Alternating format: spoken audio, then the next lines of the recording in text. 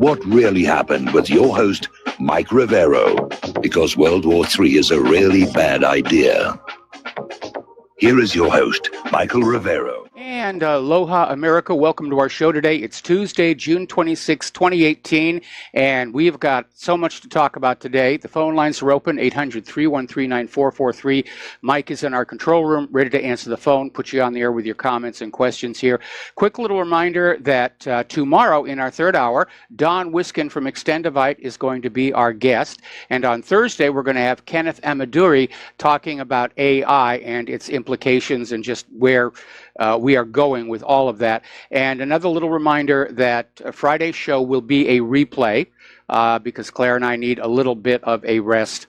So anyway, let's get right on into it. I'm going to take things a little bit out of my usual order because there's so much breaking news here. Obviously, it's all over the place. The Supreme Court upheld Trump's travel ban. Was a close vote, 5-4 decision, and basically affirmed the president's powers over matters of national security.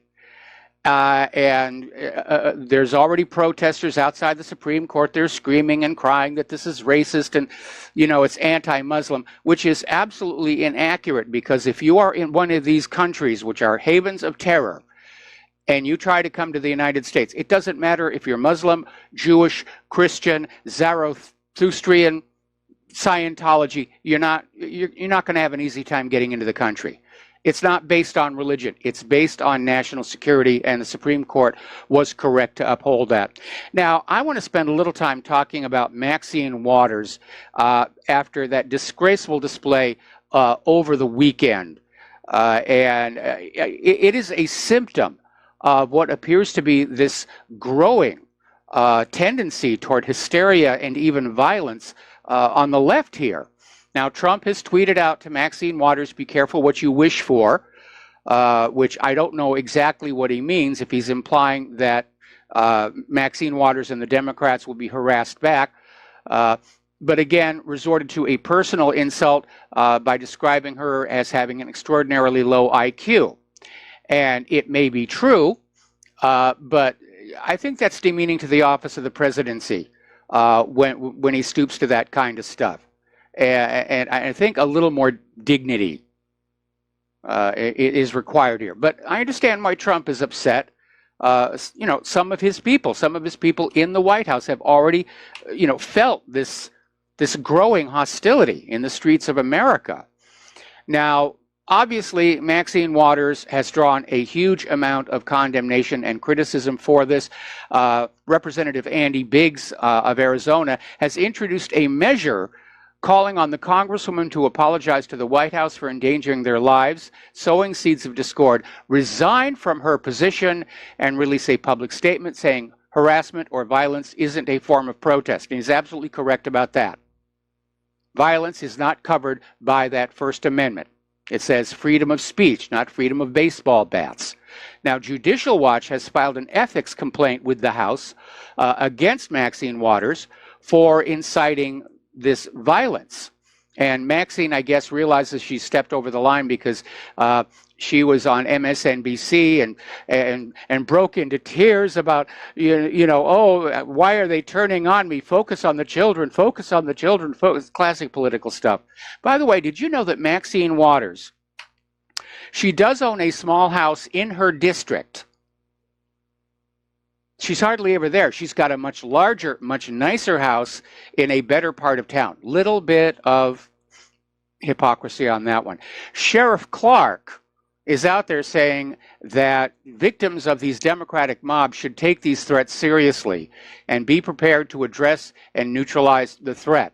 So maybe it's time to, you know, get your pepper spray or whatever, because apparently these Democrats, they're getting serious about this stuff. Now, at a website owned by Univision Communications, there was an article titled, "This is Just the Beginning," written by Hamilton Nolan, that actually says Trump protesters should carry out domestic terror attacks, or rather protesters against Trump should carry out domestic terror attacks. And apparently a senior official at the Department of Homeland Security found a burned and decapitated animal carcass on the front porch of his D.C. area home. So the agency has sent a letter to all 250,000 employees saying there may be a heightened threat against DHS employees. Yes, it certainly does seem like it. All right, let's take a phone call here from James in South Carolina. Aloha, James. Welcome to the show. What's on your mind? Michael, I want to make a proposal to you. You're the only host that I know of, and I listen to a lot of them, that's technically competent to do this. And my idea is, I've had this a long time, with electronic billboards that you see. Yes. There are more and more, and a lot of the stuff on the media needs to be rebutted. And this is just one proposal. I mean, everybody's talking about CNN line and all like this. Well, if you had a billboard directly across from CNN in Atlanta or wherever it is, and you call these people out visually, in public, everybody can see a billboard. You don't have to click on it to see it. Now, yep. What I'm going to suggest is, and I don't have a lot of money, but that the people listening to you could give money to do something like this. And I would give you some money. I could give you $100 to start it off. It would be very, very costly to do, and I would have to look at the idea. I kind of like it. I remember when Architects and Engineers for 9/11 Truth got their billboard up in Times Square, but that took a massive, massive effort to get that done. And I can imagine that the space around CNN is very pricey. We don't even know if it's zoned for billboard advertising. We'd have to go down with Google Street View and take a look around and see if there are other billboards. But I know those units are very, very expensive. So it's a good idea, and I like it. And if we could find some kind of a conservative angel who wants to write the check for it. But I don't want to start a crowdfunding operation for something that might fail to reach its goal. Because that wouldn't be fair to the people who donated. But I do like the idea. I can understand that. But this is something, just like they used to have, wallpapers in China years ago, huge, where millions of people would just come to walls and look at what was written on them. Yes. Well, there's nothing quite like that. And it wouldn't have to be, you could put whatever news on it you want to. And lots of people don't pay any attention to the internet, and they don't know anything about it. You could jog their brains a little bit if they were riding down the highway somewhere and they could see it. You wouldn't have to put it at CNN to start with. No, you don't need to convince me. It's a good idea. I just think there are some practical considerations. All right? Okay. Okay. Thank you. All right. Thanks an awful lot for the phone call. We're going to let you go. Now, cartoonist Ben Garrison. First of all, we're going to do a shout out now to our on-air affiliates who are rejoining our network. Ben Garrison, is this well-known political cartoonist and commentator, is out there saying that this Trump derangement syndrome has reached epidemic proportions. And we're just seeing the carriers of TDS just shrieking out their hatred of President Trump and conservatives in general. And, they've made it this issue over the children being separated at the border. They've tried to claim this is Trump's idea. It wasn't. It goes all the way back to the Clinton administration. Clinton and Obama had the same exact policy. But we're seeing all of these people just come on out and just behave irrationally, like Rob Reiner, who's comparing Trump to Hitler. And they're out there saying, this is all racist policy. No, it's about illegal immigration. Because both here in the United States and in Europe, the burdens of illegal immigration and migration are obvious to everybody. It's financial, social, political. And then we've got the implication of illegal immigrants voting in elections to sway marginally Republican districts toward becoming Democratic districts, allowing the Democrats to seize control of Congress. Now, all of this, of course, is illegal. Illegal immigrants are not allowed to vote in our elections, but we have Democratic leaders out there saying they're dependent on that immigrant vote. This is what they're running on for November. They're hoping to have all the immigrants in the United States vote Democratic. What they're doing, though, is they're turning off mainstream Americans who realize none of this is above board. So now we've got Maxine Waters, who's out there saying that anybody who doesn't support the liberal Democratic platform is to be harassed, shunned. Anybody who supported the Trump candidacy over Hillary Clinton. But this confrontational behavior, it's a dead giveaway. The Democrats don't really have a message anymore. They've been playing victimhood so long.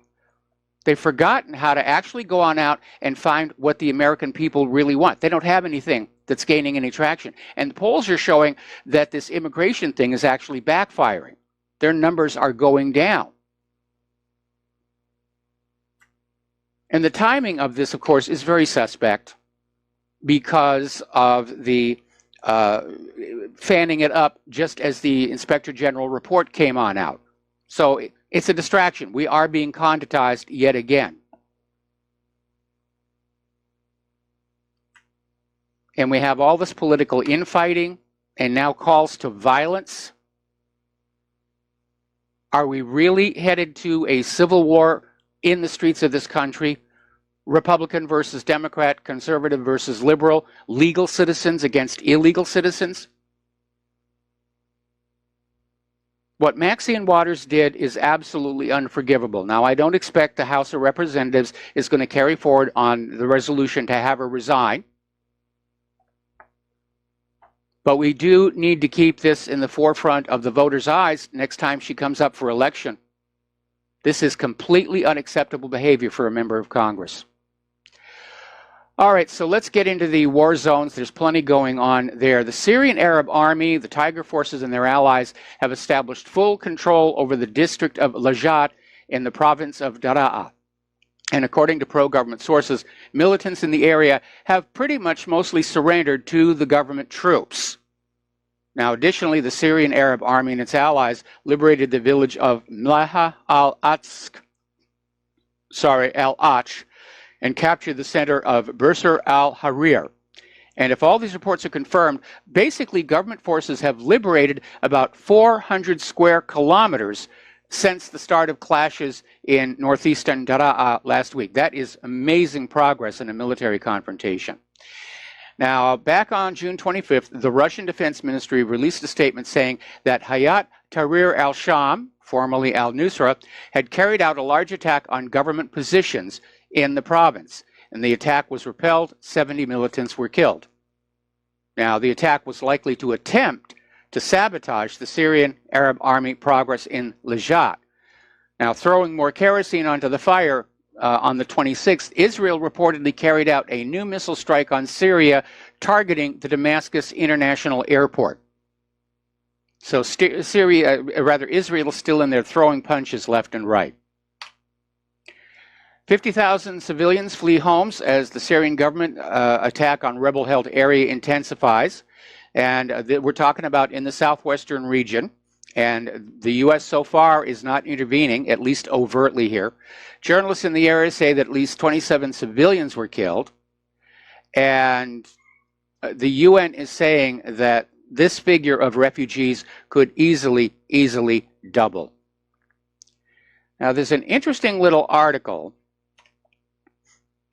that came out of the American Conservative asking, are al-Qaeda affiliates fighting right alongside U.S. rebels in Syria's south?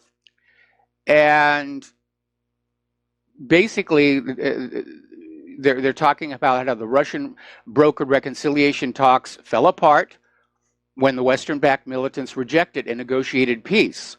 So is there, in fact, going to be a new flare-up of that conflict? But the reason this is important to ask whether al-Qaeda is fighting alongside the U.S.-backed rebels is because, remember, in between claiming that Assad is gassing his own people, the U.S. is selling this war to you on the claim that we're really in part of the war on terror, that we're fighting ISIS, and that we're fighting al-Qaeda. Which leads us to this next story coming out of 12160, where apparently local sources are reporting 2 helicopters of the U.S. coalition landed in Twimin village to evacuate 2 senior ISIS commanders to the U.S. base at al-Shaddada town. Meanwhile, U.S. airstrikes on eastern Syria have so far massacred hundreds more innocent civilians, mostly women and children, on that pretext of fighting ISIS. Now, Bashar al-Assad has just done something very smart. Now that the war is winding down, everybody's talking reconstruction, and American banks are stepping on in and say, we'll loan you all the money you need to rebuild here, and that'll be good for business, be good for our business. And Assad is basically saying, no, he does not want any foreign money for Syria's reconstruction. They still have their oil assets, and it will take them a lot longer to rebuild because the U.S. has basically trashed the place.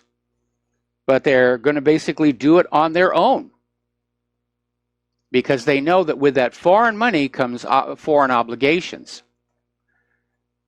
And Assad, I guess, has really been studying American history, because this is something the U.S. used to use all over South America. They would go on in with generous loans, and then they'd engage in industrial sabotage so the loans could not be repaid, and then use the awareness of that debt to basically intervene politically in those countries. It's one of the reasons why so many of those South American countries hate us. They know what's going on. They're not really being fooled by any of it. Now, as you know, over in Turkey, Erdogan won his re-election along with his new constitution that gives him a lot more power. Already his opponents are saying this election was rigged, and we reported yesterday how Turkish police arrested 3 people that they found in a car with these sacks of forged ballots. So it does look like he stole the election, but there's nobody in Turkey able to stand up to him on that issue. So the question now is, with this new victory and his new constitution, is Turkey about to ramp up its aggression against the Kurds? And I would say that in all probability, the answer is going to be yes. Now, up in Ukraine, as you know, Russia Today has been reporting for quite some time that Ukraine's government is definitely swinging neo-Nazi. And, of course, the Western media said that's ridiculous. Poroshenko and his people, they're our friends. They believe in American values. But the Atlantic Council has finally come on out and said, yeah, there is a problem. Ukraine has a Nazi problem. And they're hemming and hawing about why it took so long for them to acknowledge it. Now, for those of you who don't know, the Atlantic Council is NATO's propaganda wing. And whenever its lobbyists or guest writers publish opinions which digress from the standard Washington foreign policy establishment position, it usually suggests a change in attitude is on the cards.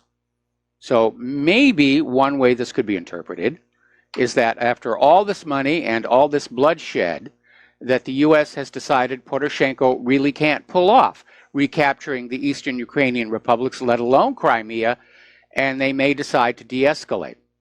Or, alternative theory, they're getting ready to just really throw all kinds of weapons into Ukraine, risking a direct war with Russia itself. Over in the European Union, they are formally moving on the creation of what they call a military intervention force. And this is something that Germany and France have been pushing for quite some time. But it would basically require all the member nations to send troops and supplies to this army, which would be answerable to Brussels. In other words, the EU's equivalent of a standing army with which to threaten the member states. We got to take a break for commercials, and we'll be right back. And aloha, America. Welcome back to our show. And yes, once again, the beg is going on out. Republic Broadcasting needs your help. And there's no such thing as too small a donation. I get donations of $1, and I do appreciate it. And they get a thank you letter, even though the stamp is 47 cents. So anyway, if you'd like to support Republic Broadcasting and keep our important work moving forward, The postal address to send a check, money order, or if you prefer anonymity, cash, is Republic Broadcasting Network, 2251 Double Creek Road, number 302, Round Rock, Texas, 78664. If you want to phone in and donate by credit card, or if you want to pledge to be a recurring subscriber, the phone number is 800-724-2719, extension 1 during normal business hours, and extension 3 at all other times. The network thanks you. Moving on here to the international news, Israeli forces are demolishing Palestinian agricultural and commercial buildings in the Hizma neighborhood of Jerusalem. And witnesses told Ma'an news agency that Israeli forces escorted staff from the Israeli Jerusalem municipality, raided Hizma surrounding these buildings, and basically razed them, scraped them down to prevent the owners from rebuilding. So more demolitions here. Meanwhile, over in Nablus, Israeli settlers burned 300 Palestinian olive trees. Now, olives are one of the few things that Palestine produces, and it's important to their economy. It's also important to their pride. And the problem is that it takes 10 years for a newly planted olive tree to produce usable crop, to actually produce olives that are okay to eat and okay to sell. 10 years. So this is an attack by these Israeli settlers on the livelihood of the Palestinians, just at a time when the United States has frozen Palestinian aid funding. And apparently the U.S. froze the funding as part of the Taylor Force Act, which requires Palestinian officials to end payments to terrorist groups and take steps to stop those groups' behavior. Well, nobody really knows where some of the money is going. One of the issues is that the Palestinian Authority, and for that matter Hamas, do try and support the families of people who are killed by Israel. But Israel simply declares everybody that they kill was a terrorist, lumps their families in with them. And this is all about just ethnic cleansing. The Israelis are trying to just get the Palestinians to leave. They just figure if they whoop on them hard enough, sooner or later they'll give up. But you have to admit the Palestinians have shown an amazing resilience through the years. Absolutely. Now, over at Great Britain, the leader of the opposition, Jeremy Corbyn, has basically said the Labour Party is committed to complete recognition of a Palestinian state and to calling for the end of Israel's policy of occupation and settlement, not to mention the blockade on Gaza. And Corbyn was criticizing the Trump administration's negation efforts, known as the deal of the century. And he's saying it's time to end the occupation, it's time to end the illegal settlements, the siege of Gaza, and granting the Palestinians their right of return, which was promised by the United Nations and by Israel. Now, that means that if Theresa May gets pulled down in the next election over their immigration issues and Labor takes over, that's going to be a big step forward for the Palestinians. Meanwhile, the Freedom Flotilla is still heading toward Gaza, and there's a nice little video that we link to on the front page of whatreallyhappened.com. They're about at Spain, getting ready to go through the Straits of Gibraltar. Interestingly enough, Mike Pompeo is now saying he's not going to put a timeline on the negotiations with North Korea, but the Trump administration will regularly assess the regime's seriousness about abandoning its nuclear program as the U.S. moves toward normalizing relations with North Korea. Now, this means that the process could actually drag on for a very, very long time. But I think what's missing in the equation is that North Korea has to see the United States take steps to normalize relations. So far, all the good moves have been with South Korea. But the U.S. is still out there. They're not lifting the sanctions. They did call off the naval drills off the coast, but that's about it here. Now, North Korea is talking about relocating their artillery out of the range of Seoul, South Korea.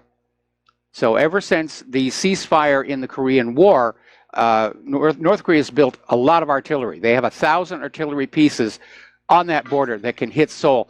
Now they're talking about just shipping them someplace else. That's a good first step. We got to take another break for commercials, and we'll be right back. And aloha, America. Welcome back to our show here. And we're talking about North Korea. Now, North Korea is talking tough with Japan, saying that there will be no talks unless Japan backs off its military buildup and all of its drills. Now, this is going to be a problem because Japan's Prime Minister Abe Shinzo has really been pursuing enlarging Japan's military. And he's made remilitarization a major foreign policy priority, which has not escaped the notice of North Korea. Now, this may be a real impasse here, and the idea of a newly emergent Japanese military presence in the Eastern Pacific is going to change the dynamics in that whole part of the world. But after what North Korea has been through, I can understand their nervousness. Okay, we're going to go to the phones here. Dave in Missouri, aloha. Welcome to the show. What's on your mind? Well, Mike, you knew it was going to happen, so I thought I might as well be the one. You kind of skated over pretty quickly on the loony left, and I know that's because we're all so sick of it, and so I wanted to let you kind of go on with your world news for at least a couple segments before I drug you back to that despicable topic. But, I mean, so this was kind of what I thought about lately that I wanted to share with you.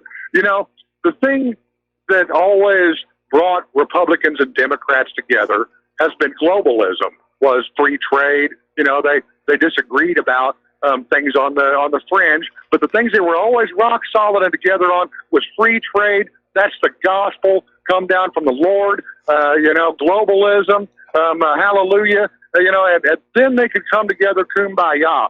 And they only really fought around the surface. So when Trump rode this nationalist wave in, it really bankrupted them because they no longer, they never could really sell free trade if they talked about it openly and honestly. They could never really sell globalism honestly. So, you know, all they could do was just try to keep people distracted on the peripheral. And I know what you're saying. I know you know what I mean. You know, and while they were stealing from them with both hands through free trade, globalism, and all that. But the nationalist wave took that legs out from under them.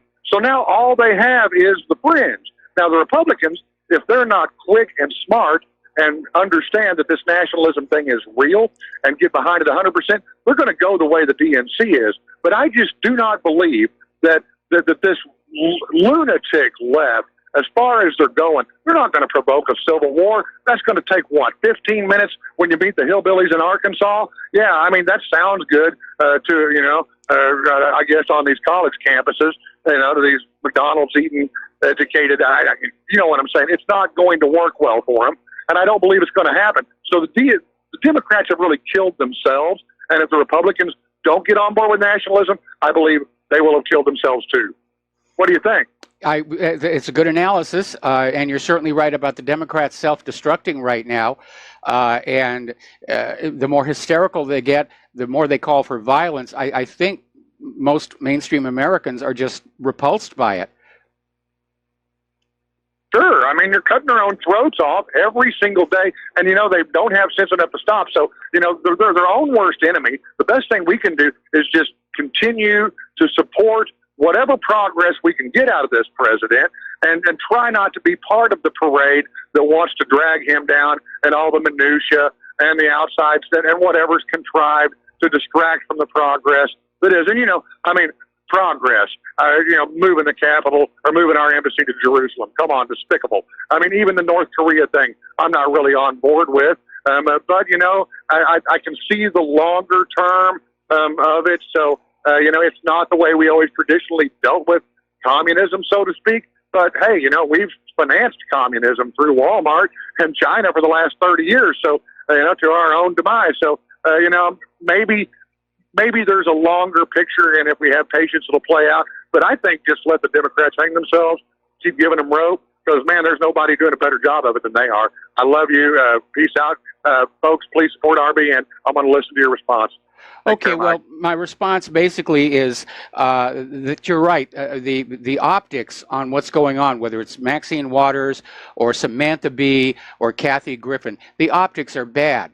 The liberal Democrats are coming across as a group with no real message, no real platform, no interest in a rational debate as to the current conditions in this country.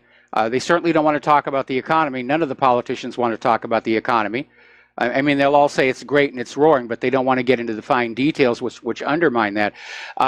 But the Democrats are looking like a party without a mission, a ship without a captain. We've been hearing from the Democratic leadership. They're starting to focus on Obama as the new figurehead. And we've got Hillary grandstanding all around the world, giving speeches like she's seriously thinking of running again in 2020. But it's beginning to really wear out. And you're right, the Republicans got sucked into playing the same kind of rhetorical games as the Democrats. And maybe that's their way of avoiding talking about the real issues, like the deterioration of the infrastructure and the wars. But we're seeing basically this facade of a government. And when you couple that with the obvious cover-ups surrounding the email server and the rest of it, I think Americans are realizing what we see, what is presented to us as the federal government, is just a mask. And what is behind that mask is not only very ugly, but very different than what most people would think. All right, so we're going to switch over to Dustin in New Jersey. Aloha, Dustin. Welcome to the show. What's on your mind? Yeah, Mike, I got to disagree partially with Trump on the dangerous, Muslim countries, because why is Iran on there? The world's most dangerous state-sponsored terrorist is Saudi Arabia. They're not even on our list. Now, that blows me away. Yeah, I would absolutely agree. But again, Trump's list is not factual. It is political. Iran is on the list to demonize Iran. Because there's a war being planned for there. Saudi Arabia is not on the list because they're our good buddies, and it doesn't matter if they're exporting terrorism. Israel's not on the list. They export terrorism as well. And right now, the United States is the biggest exporter of terrorism when you consider that ISIS and Al-Qaeda work for the U.S. government, and I note that the United States is not on that list. Hey, Mike, your last caller, he was talking about... Trump's with the trade and this or that, or I don't understand. Like with Harley Davidson, Mike, I got to ask you a question. Like the parts are made in China, but yet they're built here by American. Like how? I don't understand why Trump came out against Harley. I mean, they can't compete with like other companies, right? I mean, like because the parts are made in China and their workforce is here. There's no way they can. I mean, I don't know what they can do. Like you know what I mean. Like what can an American company do to compete? You can't. You got to reduce your workers' wages, right? I mean, well, yeah. The situation with Harley Davidson is another example of a policy that sounds really good in a press conference, but may not work out all that well. I mean.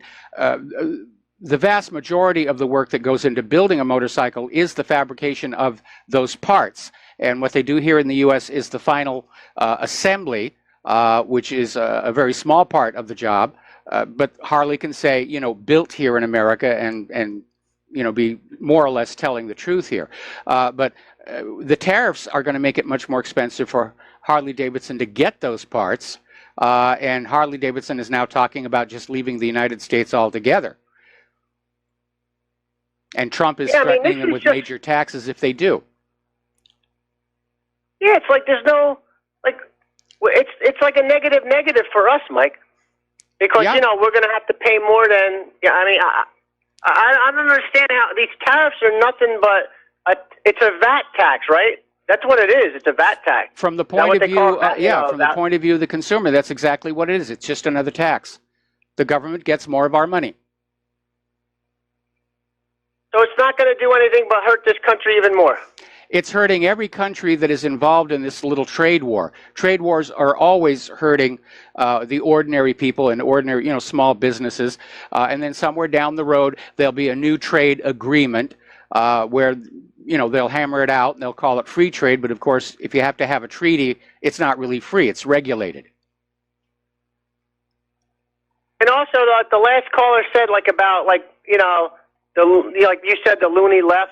But, like he said, John McCain is not a lefty, but he's a globalist. The Bushes were globalists. Yes. The Clintons are obviously globalist. Who's not anymore? You know what I mean? Like, they're not, they're all on board with that. Yes, you know what I mean? Like who? And that's not even including the people who don't come out and say anything in the Congress and the Senate. Yes. They all are on board with arming the terrorists or blaming Russia or Iran. You notice that? That's you wonder, whose side are these people really on? They're on their own side. Congress or the Senate. They're on their own side. They're there to get rich. They're there to have a lot of fun and throw their power around. But we were talking the other day about how somebody did an assessment, a map of the United States. Where do the psychopaths live? And the highest density is inside that beltway. Whether you want to call them psychopaths or sociopaths, it's still a type of human personality that is totally focused on self and totally oblivious to anybody else's feelings. They absolutely lack empathy. And it's not a question of they're not caring. They're literally unable to care what their actions do to people around them. And then, Mike, real quick, I wanted to mention, I saw a map of where the ISIS and the Al-Qaeda forces, Al-Nusra Front is. That's in the, the southwest, right? Yes. That's where the Syrians are fighting. And isn't it amazing how Al-Nusra or ISIS is right next to Israel, but yet they're still there? It shows you Israel flies over ISIS to bomb the Syrian Allied army, which means that proves that and Saudi Arabia are ISIS. They are, and the United States supplies them. You know what I mean? Yeah, so, absolutely. We had that story earlier where U.S. helicopters were witnessed evacuating 2 high-level ISIS commanders out of an area where they're losing the fight and getting them off to this airbase. Isn't that amazing, though, how these terrorists, which drive over people, kill women and kill children, and Israel flies right over them to bomb the Syrian Arab army who's fighting them? That tells you who these people are. Yes. Not everybody in Israel, but the government. Yep. Just like here, the government. And that's all I need to say. Thanks, Mike. All right, thanks an awful lot. We're going to switch over to Mark in North Carolina. Aloha, Mark. Welcome to the show. What's on your mind? Hey, good, Mike. Mike, I have a question for you with the Kurds. If the Kurds of Iran, Iraq, and Syria, I believe those are the 3 countries where the Kurds are living, decide to unite, and Turkey, of course, Turkey itself, do you think they could possibly overthrow the entire Turkish government and take over Turkey, as they once did? I understand that Saladin was actually a Kurd. Do you think they could do it? I don't think so, because Turkey is very well armed and the Kurds are not. There had been a plan. There had been a plan to create an independent Kurdistan as a way of weakening all the neighbor states, but that plan appears to have been dropped, and I think the Kurds are being double-crossed. But they're not the type of people who just lay down. It's not. I don't think they can do to the Kurds what they did to the Armenians. The Turks, again, like I said, Saladin, from what I understand, was actually a Kurd, and I believe at that time the Ottoman Empire was ruled by Kurds. So I just don't see them just taking it. Just keep on taking it. There's a lot of Kurds in all those countries. Well, I'm sure they're fighting. I'm sure they're fighting back, but they're not being supplied with the kind of weapons that Turkey and Iraq have. Well, they're right in Turkey itself. So sometimes they don't need those weapons, or they can get a hold of them from the Turks themselves, raiding the armories and stuff like that. And by the way, I want to ask you something about that too. Did you say Saladin one time that he didn't care about Jerusalem really, that it might be better if it just they just destroyed it or something like that? It's a quote from a movie. It's a quote from a movie. It's called Kingdom of Heaven. It was directed by Ridley Scott. And at the very end of the movie, when Balian is negotiating with Salahuddin, he's saying, if you try and take the city by force, we'll burn it all down. All the things that drive men mad. And the character of Salahuddin in the movie says, I wonder if it would not be better if you did. Which was kind of the gist of the whole movie. It's just how much human misery and bloodshed has been inspired by these piles of stone sitting on these hills. And it really does drive men mad. I mean, you got a vice president and a secretary of state right now who seem to think we should bring the end of the world kind of right in that area so Jesus comes back. I mean, it's really, and then you got the Israelis themselves like Netanyahu, who, I don't know, they think they can do something with that temple or something like that. Yep. Temple Mount. You got all kinds of crazy stuff. Did you think Saladin really said that? No, I don't think he said it. It was made up for the movie because the whole point of the movie was just kind of showing how there's this endless series of, conflicts over these so-called holy sites. And it really is insane when you look at it. Just not in Saladin's time, but even today. Even today, they're still slaughtering each other over whose imaginary playmate has the biggest dick. I don't know if I put it that way. I mean, but you got a way of saying that. But anyway, what was the name of this movie? Because I might want to. Is it an old movie or what? No, it was made about, I think, 6 or 7 years ago, and it's called Kingdom of Heaven. Who starred in it? Orlando Bloom, and I forget the name of the guy who played Salahuddin, but he's a very famous Egyptian actor. Oh, Bloom didn't play it, right? He played Balian. Or maybe I have the wrong... No, I might have the wrong name here. Remember the guy who played the elf in Lord of the Rings? That guy. Yeah. All right, we got to take another break for commercials, and we'll be right back. And aloha, America. Welcome back to our show here. And we are getting confirmation that, in point of fact, Al Jazeera has canned the undercover investigation of the U.S.-Israel lobby. And apparently a huge amount of pressure was brought to bear on the government of Qatar. And so we don't get to learn about our government the way the people of Great Britain did, because in Great Britain, they aired it.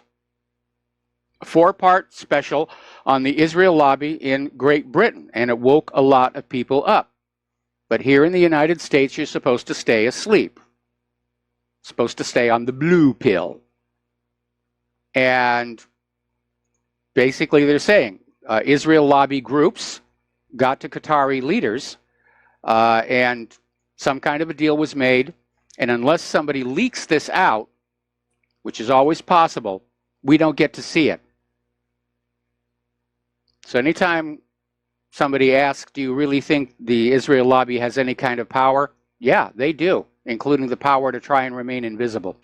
Now, we're getting a very interesting story coming out of the White House here. And they're basically saying there hasn't been a high-level firing since last March when John Bolton took over from H.R. McMaster. But there are rumblings now that Secretary of Defense Mattis has fallen out of favor with Donald Trump, and he's being increasingly shut out of major White House decisions, which usually is a sign that somebody is about to be let go. So we'll see what happens with that. Now, here's a little story that came on out. Do you remember all the way back when the DNC servers got hacked, supposedly by Russia? That was the thing, was Russia did it, Russia hacking, Russia hacking, Russia hacking. And at the same time, there was apparently negotiations between the United States government and Julian Assange over a possible immunity deal. And the deal was going to be that Assange was willing to basically filter certain releases from WikiLeaks so that people in sensitive positions like foreign assets would not be exposed, which strikes me as the responsible thing to be doing. And apparently he put on the table that as part of the deal, he would provide technical evidence that Russia did not hack the DNC. And apparently at that point, James Comey killed the deal.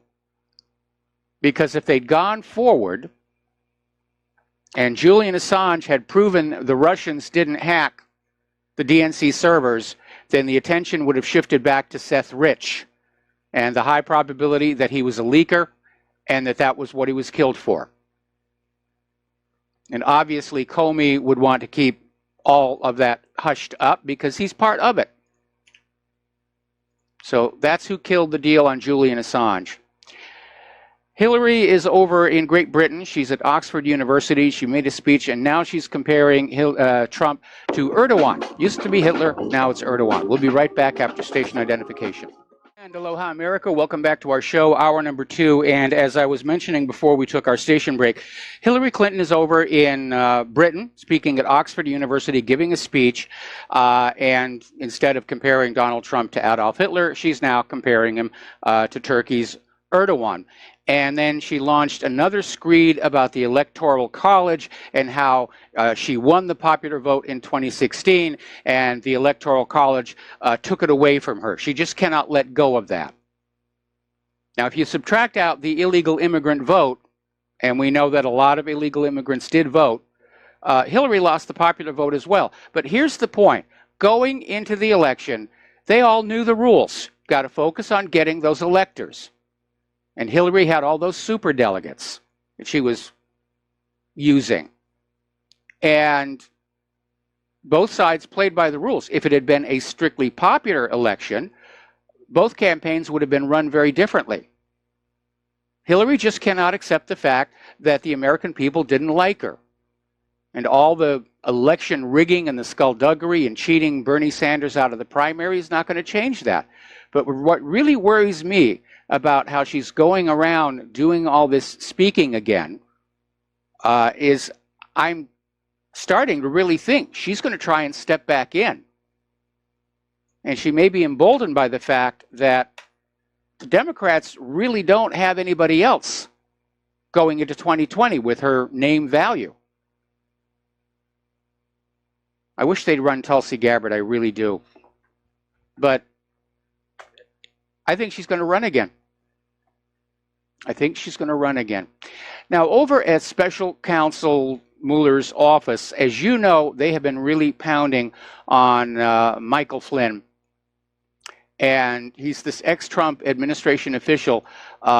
Mueller was confident he could flip and turn on Donald Trump. Now, Mueller was indicted Flynn on a single charge of lying to the FBI in December of 2016, and Flynn pled out, promising to work with Mueller per his plea agreement. But apparently, despite all the pressure and the threats, Flynn won't crack, according to sources. He won't rat out Trump. There may be another explanation. There may be nothing that Flynn knows that could be used against Trump. But regardless of exactly what's going on here, apparently Mueller is furious. He's steaming. And he can't find anything. All these months and all these millions of dollars, he can't find anything. And I think his plan was to actually arm twist Flynn or somebody else into being willing to tell a lie. And Flynn is saying no. Over in France, the French prosecutor has opened a probe into the Emmanuel Macron campaign.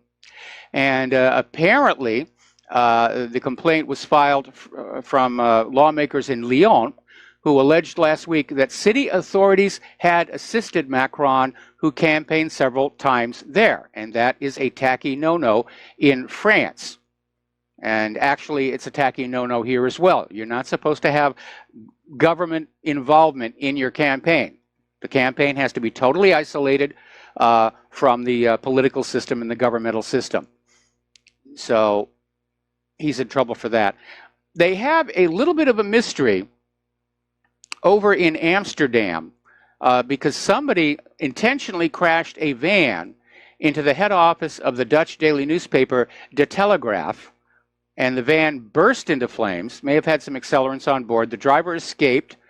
Nobody was hurt, but there's no question it was definitely a deliberate act. So we're going to stay on that one. Over at The Intercept, they ran this story called The Wiretap Rooms. And if we go on back to even before we had Edward Snowden, there were allegations of rooms inside telephone switching centers that were being used by the NSA to eavesdrop on people. Well, that has now grown to entire buildings. These windowless skyscrapers, and they're built to withstand earthquakes, and they're right in the heart of cities. Atlanta, Chicago, Dallas, Los Angeles, New York City, San Francisco, Seattle, and Washington, D.C. And these buildings look innocuous. There are no labels on the outside. People are walking past them every day and not noticing them. But apparently these buildings are engaged in the wholesale collection of all of our communications, all of it in violation of the Fourth Amendment, right to privacy.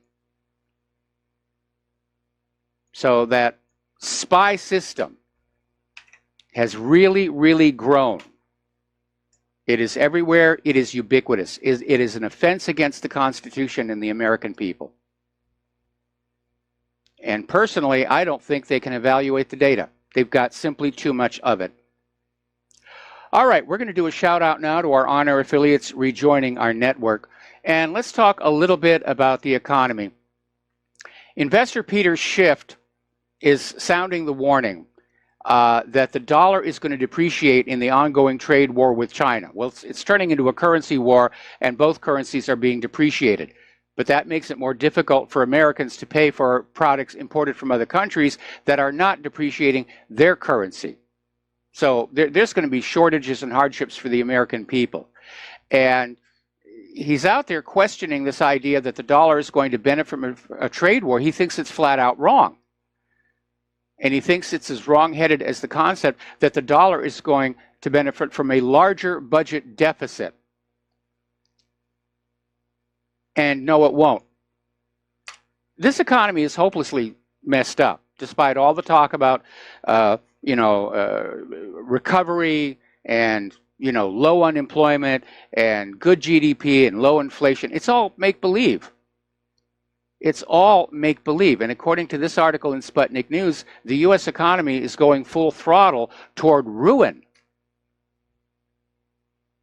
And Trump is looking at serious economic troubles with a steadily increasing federal deficit and national debt. Now, if Donald Trump is reelected in 2020, and if he doesn't start keeping some of his campaign promises, he won't be. But if he is, he's going to have to deal with $1 trillion deficit and a U.S. debt to gross domestic product ratio exceeding 100%. And the U.S. Office of Government Accountability, basically on the 21st, said the economy is going to be in trouble unless measures are taken as soon as possible.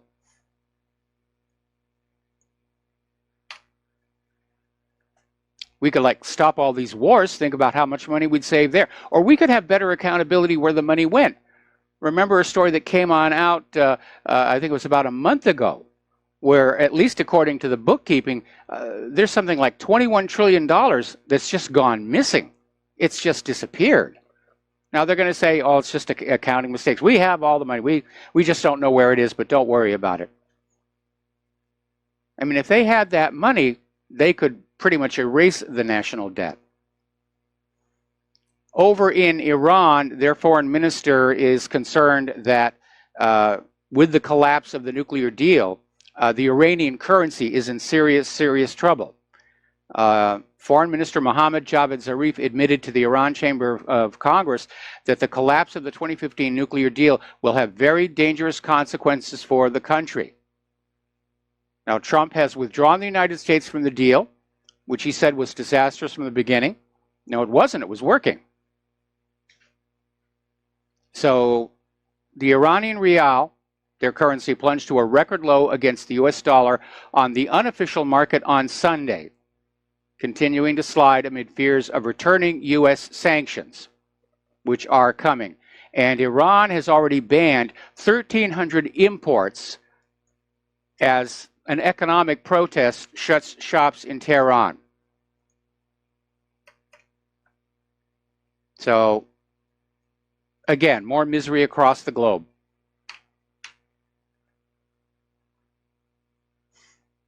Now, as I mentioned in that phone call from a listener, Harley-Davidson has been moving production overseas to places like India and Thailand for the last 10 years. And now they're talking about closing plants in Kansas City. They're using Trump's tariffs as their excuse. But you also need to understand, the main market for the Harley motorcycles were the baby boomers.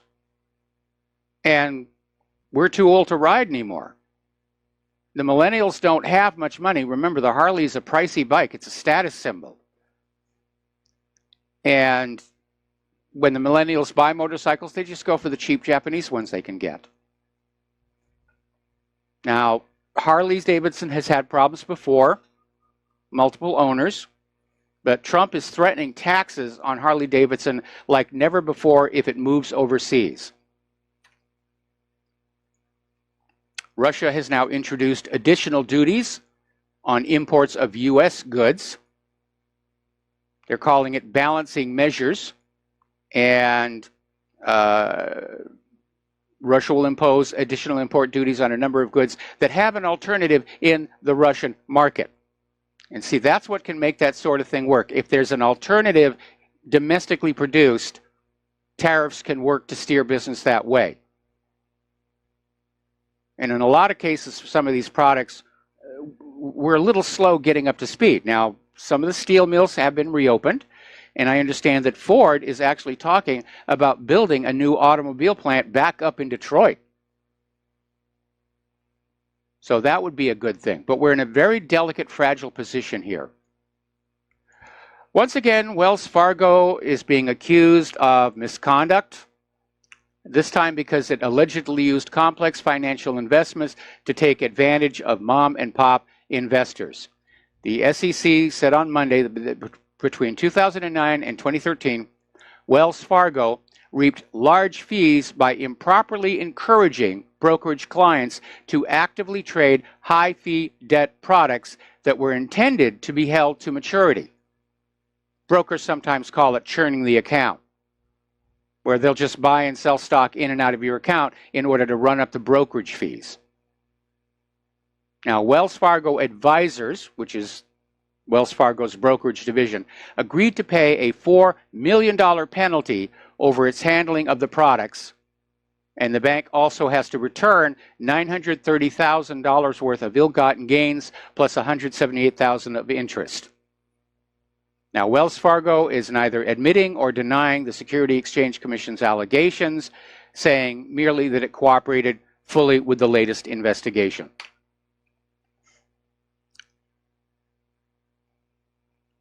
I think the financial system needs a drastic simplification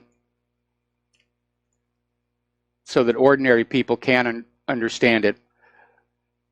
People get a little risk capital, venture capital. They walk into a stockbroker and, like the banks, they think, oh, these are honest, good people. They're dealing with money. They must be good. But there are a lot of crooked brokers, and they will take advantage of your lack of knowledge. So you need to keep things simple here. Meanwhile, gold exports to London from the United States have surged 152% this year.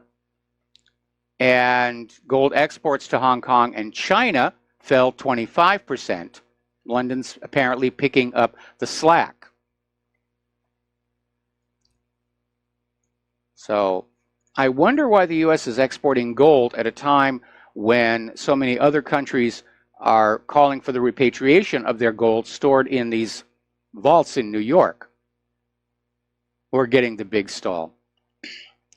Anyway, according to a poll of leading European businesses, 45% of European Union businesses are cutting their investments in Great Britain ahead of the Brexit. They're starting to delink their economies, and it's going to be a slow process. But in the end, it's going to allow Great Britain to definitely become much more independent. Russia's state-run gas giant Gazprom has resumed the laying of the second line of the Turkish Stream gas pipeline. They announced it just earlier today. The Pioneering Spirit vessel resumed the laying of the second line, moving towards the city of Kyiv in Turkey. And after entering the Black Sea, Pioneering Spirit completed the preparatory work, including launching what's called the Stinger and inspecting the pipe laying equipment. So they're running part of this underwater. I hope they do a better job of building their pipelines than happens here in the U.S. Poor Tesla. They are still struggling tremendously. And as you know, they have to meet this goal of being able to pump out 5,000 Model 3 sedans a week by the end of this month.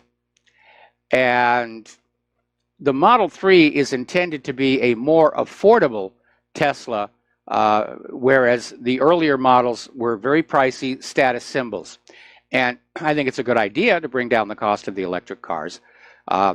But apparently, in an effort to increase productivity, Elon Musk has set up a new assembly line inside a giant tent. And a lot of people are saying it's insanity. But if it works, it works. Obviously, being a tent, it's only going to be a temporary structure.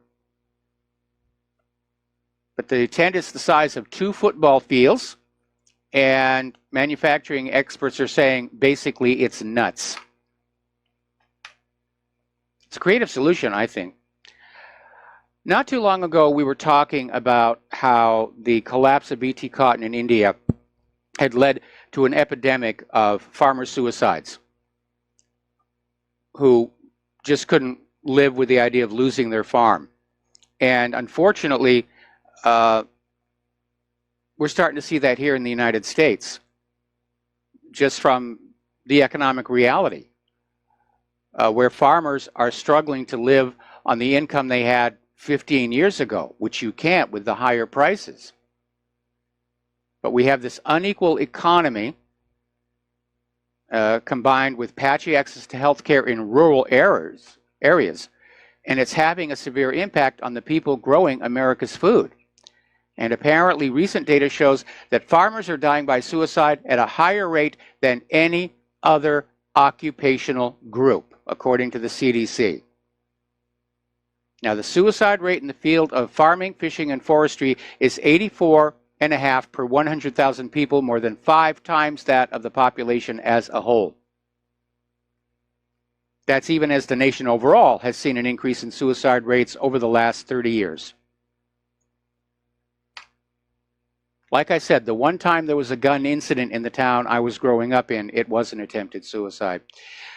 Okay, so let's talk about AT&T and Time Warner. A lot of people are looking at this deal as being monopolistic and bad for the end consumer. And there was an interesting little analysis over in Zero Hedge that went back for an historical precedent to 2000 when America Online bought Time Warner for $162 billion, which back then was considered an astonishing amount of money. And their goal was to create a tech media giant, which didn't really work. And Time Warner was trying to establish an online presence and they wanted to basically tap into America Online's 26 million dial-up subscribers. This is 2000. A lot of people still connected over modem. The problem was January 2000, when the deal was made, was the top of the market, and the dot-com bubble burst almost immediately, triggering a recession. So history may not repeat, but it does rhyme. And the problem with the current merger between AT&T and Time Warner is debt. Because, first of all, AT&T paid $108 billion for Time Warner, but Time Warner will only contribute around $1 billion in annual free cash flow to AT&T. So the numbers don't really look good on this at all. All right, we're going to take another break here for commercials, and we'll be back after these few words. And aloha, America. Welcome back to the show. And according to Fred Hickey, we are in the middle of another technology bubble, and he's saying it's far larger than the 1999-2000 one, where everybody just thought the sky was the limit, and companies were being valued for vast sums of money, and a lot of fortunes were made, sometimes literally overnight. But it was a bubble, and it did burst. And right now, as the consumer economy struggles in this country, we may see it happen again. The companies that are making tablets, smartwatches, computers, Fitbits, they didn't really keep up with the times. They didn't really want to accept that their customers just don't have the money for pricey gadgets anymore. We don't have the money to constantly upgrade from Windows 8 to Windows 10 and then buy all new versions of our applications. More and more people are just learning to do without. Just say, you know, it wasn't that big a deal. I'll get outside more, get some exercise. I'll take up wood carving. It's just way too much. All right, so let's get back to the subject of immigration because it's still on out there. Apparently, Representative Ted Lieu, who's a Democrat, ignored House rules last Friday and played an audio of detained immigrant children crying, trying to highlight the thousands of young kids who've been ripped from their parents by the Trump administration. My first response is, how about playing audio of the children of Afghanistan crying? Or the children of Syria, or Iraq, or Libya, or Yemen, or for that matter, Gaza. Where's the audio of them? And by the way, there is something you need to remember. Trump didn't start this. The law requiring separation of children was passed by the Congress in 1997. The Illegal Immigration Reform and Immigrant Responsibility Act was passed during the Clinton administration and upheld all through the years until the Democrats tried to make it an issue with which to attack Trump and, of course, distract America from the Inspector General report into the Hillary email server investigation. Now, Ralph Nader basically wagged his finger, Twitter-wise, both to Laura Bush and Michelle Obama, who are out there saying, oh, those poor children, oh, those poor children down there at the border. And he asked, why is there no heartfelt concern for the tens of thousands of children killed or maimed by their husbands' wars?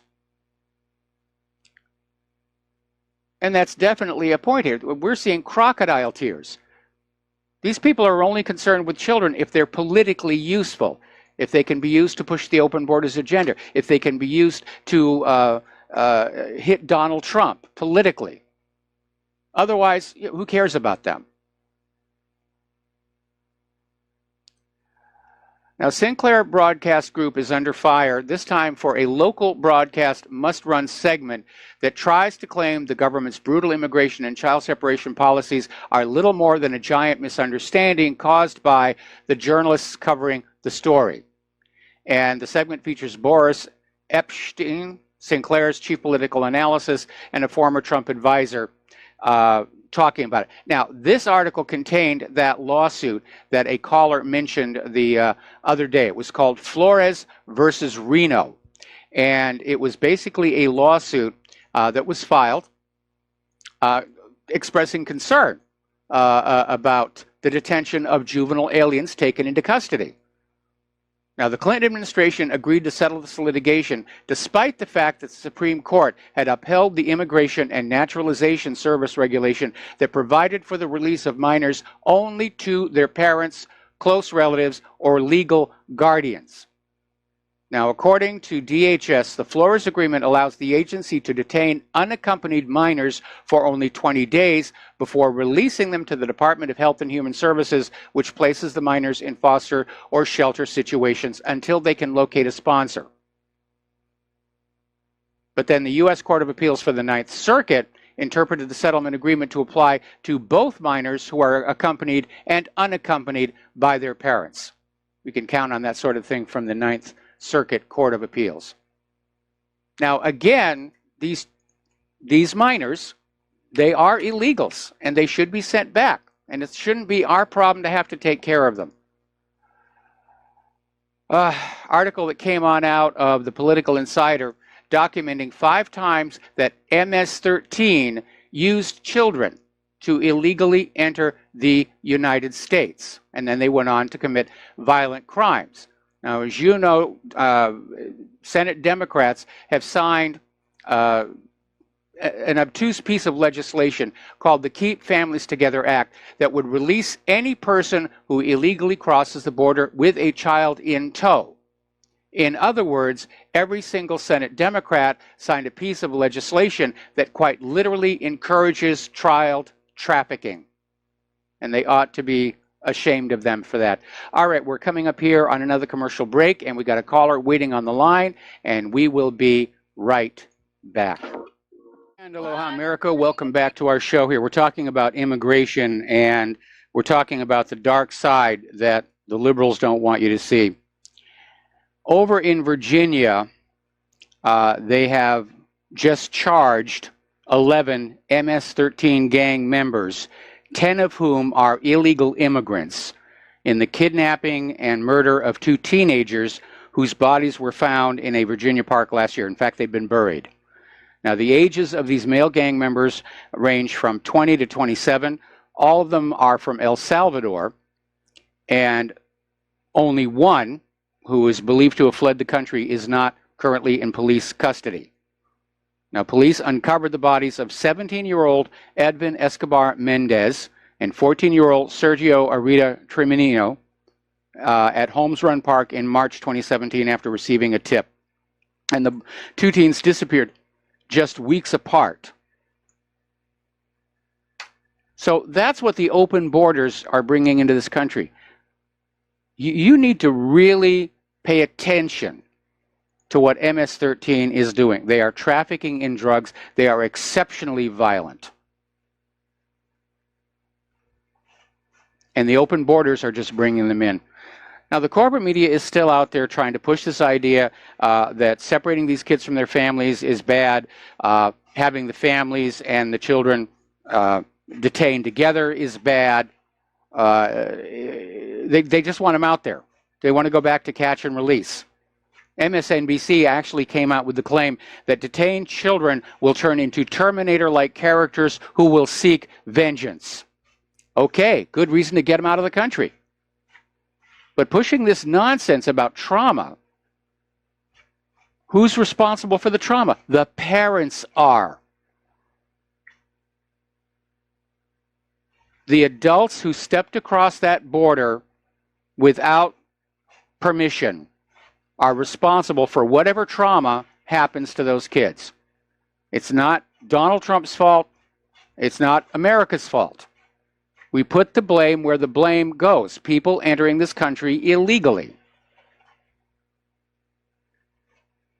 Now, over in Europe, we're starting to see a major pushback to the refugee crisis there.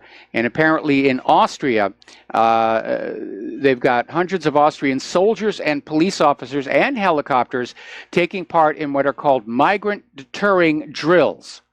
And it's a border protection exercise that simulated containing migrants. And there are concerns that neighboring Germany might begin to turn away new arrivals trying to cross their frontier. So Interior Minister Herbert Kickl of the far-right Freedom Party came on out and said, a state that in the worst case cannot protect its borders loses its credibility. And a lot of people are saying that. If you don't have secure borders, you don't have a nation. Trump even said it. Now, as you know, there's been a big issue with more of these ships coming over from Africa, and Italy stopped refusing them, and then Spain took one, and apparently there's been a very negative reaction on the ground there. Spain is now refusing to allow the next Lifeline rescue boat coming on in. And they declared basically Spain cannot become the sea rescue organization for all of Europe. So I think they've reached the breaking point there. Over in Italy, they're now having their municipal elections, and it's seeing massive gains for Salvini's anti-mass migration Lega party. It's just, it's growing. It's a groundswell. They've really had it. They want this to go away. They want the refugees stopped. In many cases, they want the refugees deported. The latest polls in Germany are showing that the Alternative for Germany party has hit record high popularity, and Merkel's ruling coalition has fallen below the 50% mark for the first time in its existence. Now, Thursday is the deadline for Merkel to save herself, because there was no deal reached at the emergency immigration summit held over the weekend. She's running out of options. But her coalition is about to collapse, and she is about to be out of a job. Now, up in Sweden, things are changing there. You know, Sweden, very, very liberal, fully on board with open borders up to a point. It's also become the rape capital of the world here. Back in 2014, Prime Minister Fredrik Reinfeldt's speech calling on Swedes to open their hearts to asylum seekers was well received. Now it's a lot more difficult, and the Swedish politicians are realizing they can't use that same rhetoric in the 2018 election. It's falling on deaf ears, because the Swedes opened their hearts to the refugees, and the refugees came in, committed crimes, messed up the place, committed rapes. I think Sweden is one of the countries where polls are showing that the citizens want the refugees just deported. Just put them on a ship and send them back wherever they came from. Now, of course, Brussels is taking a different position. They're backing Macron's call for sanctions against any European Union nation that refuses to take in more of these refugees. And the EU is saying that patriotic nations must pay the price for refusing migrants. Apparently, they're taking the attitude that membership in the bloc obligates them to take in refugees. But it's obvious that we're seeing the rise of nationalism all over the European Union, which is viewed as a threat by EU.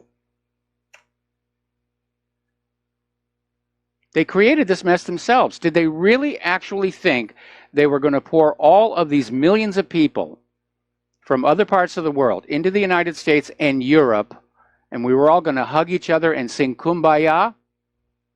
As I've mentioned many, many times before, mass migration is a filtering process. You're not getting the best of the people from that source country. The people who've made it, the people who've got money, they're going to stay. What you get on the other end of that migration route are people who couldn't make it in their own country, people who don't have skill sets for work, people who are criminals fleeing prosecution, people carrying contagious diseases. And when George Soros and his buddies laid out this master plan, they didn't really think it all the way through. Clearly, there was a lack of foresight. And between that and the European Central Bank, I think the EU experiment is going to come to an end. Because I think when Brussels tries to impose more economic sanctions on the EU member states, over this refugee crisis, I think that's when it's going to start tearing apart. All it's going to take is one country to say, we're out. Hard exit, no negotiation, we're gone. We're invoking our rights under the EU Charter to just get the heck out of Dodge. And that'll start a flood of them going. Meanwhile, the European Union is admitting, as a consequence of the Open Borders program, that jihadist terrorism has cost their economy hundreds of billions of euros. And they're talking about lost lives, injuries, damage to infrastructure, and of course the fact that terrorism also harms trade, foreign direct investment, and especially tourism.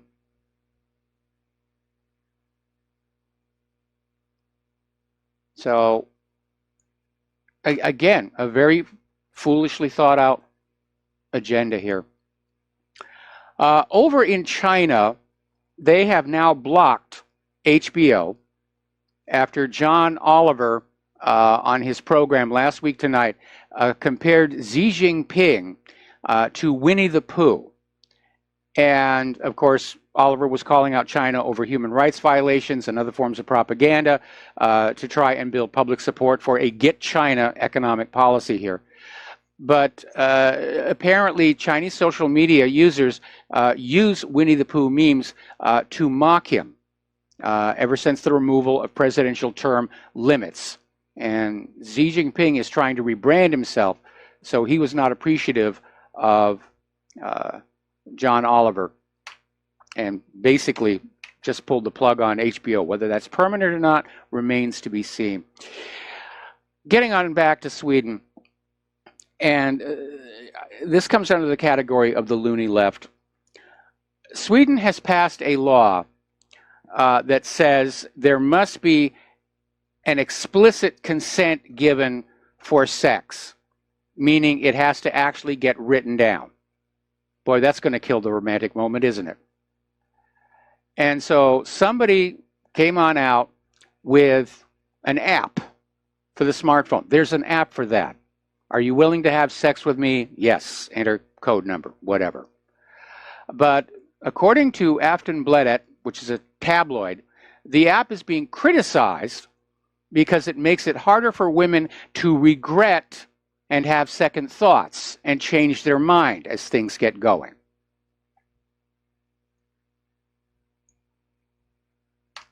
That is just absolutely, absolutely absurd. Now, over in the, hang on a second, I had a little bit of a glitch. Story in the Daily Mail in Great Britain. There is a charity screening of the movie Zulu being shown at a film festival. It stars Sir Michael Caine. It was made in 1964. It's considered a classic.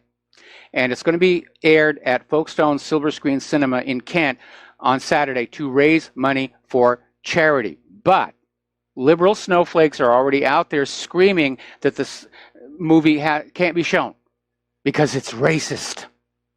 It's racist. It shows black people as savages with spears and shields. Well, I'm sorry, but that's exactly what did happen.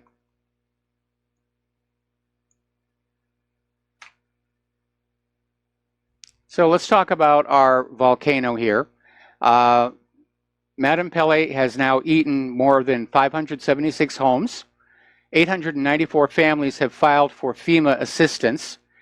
And as I mentioned, I think end of last week, FEMA has parked a couple of what they call barges, but they're basically these floating residential units about 10 miles off the coast of the Big Island to temporarily house some of these people. Now, one of the ways that volcanologists track what the volcano is doing are with what are called GPS stations. And it's simply a high precision GPS dug into the ground that radios its readings to the volcano observatory or to wherever they're currently set up, and I think the Volcano Observatory is relocated to Hilo temporarily. And the idea is that as the land that the GPS is attached to moves up or down or sideways, they get a good, accurate map of it. And they've been using these GPS units to basically track the subsidence of that southern rift zone. But apparently, one of the GPS stations has now dropped into the crumbling Kilauea crater after a month of gradual decline. So they've lost that data point. It was identified as N pit, meaning the northern end of the pit. And it started moving downward in early May at the onset of the subsidence at Kilauea's summit. And today they lost radio contact with it. Now, Hawaii farmers, despite the lava and the VOG and the lays, are still trying to get back to their homes, not because they can get to their homes, but there's a lot of farming on the Big Island. In fact, to live on the Big Island, there are actually requirements coming out of the Bishop Trust that so much of the land be kept in agriculture. And so it's very common to see people who own these houses on the Big Island, they'll have something out back, like coffee plants, lychee nuts, bananas, papaya, and they will sell them at the local markets. And so a lot of these residents are going back there and try and recover some of their produce and save it, because it will mean a little bit of money as they try and recover. And apparently a lot of them are sneaking back to their land because a lot of it's still closed off. Now, for a while there was a concern that Mauna Loa might be an issue.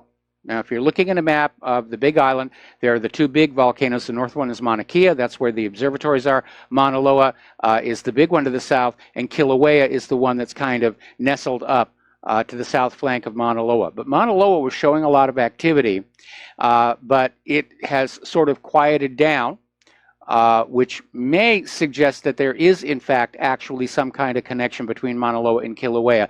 But they've downgraded its alert status back to normal, so people living downwind, rather downflow from that crater can kind of relax.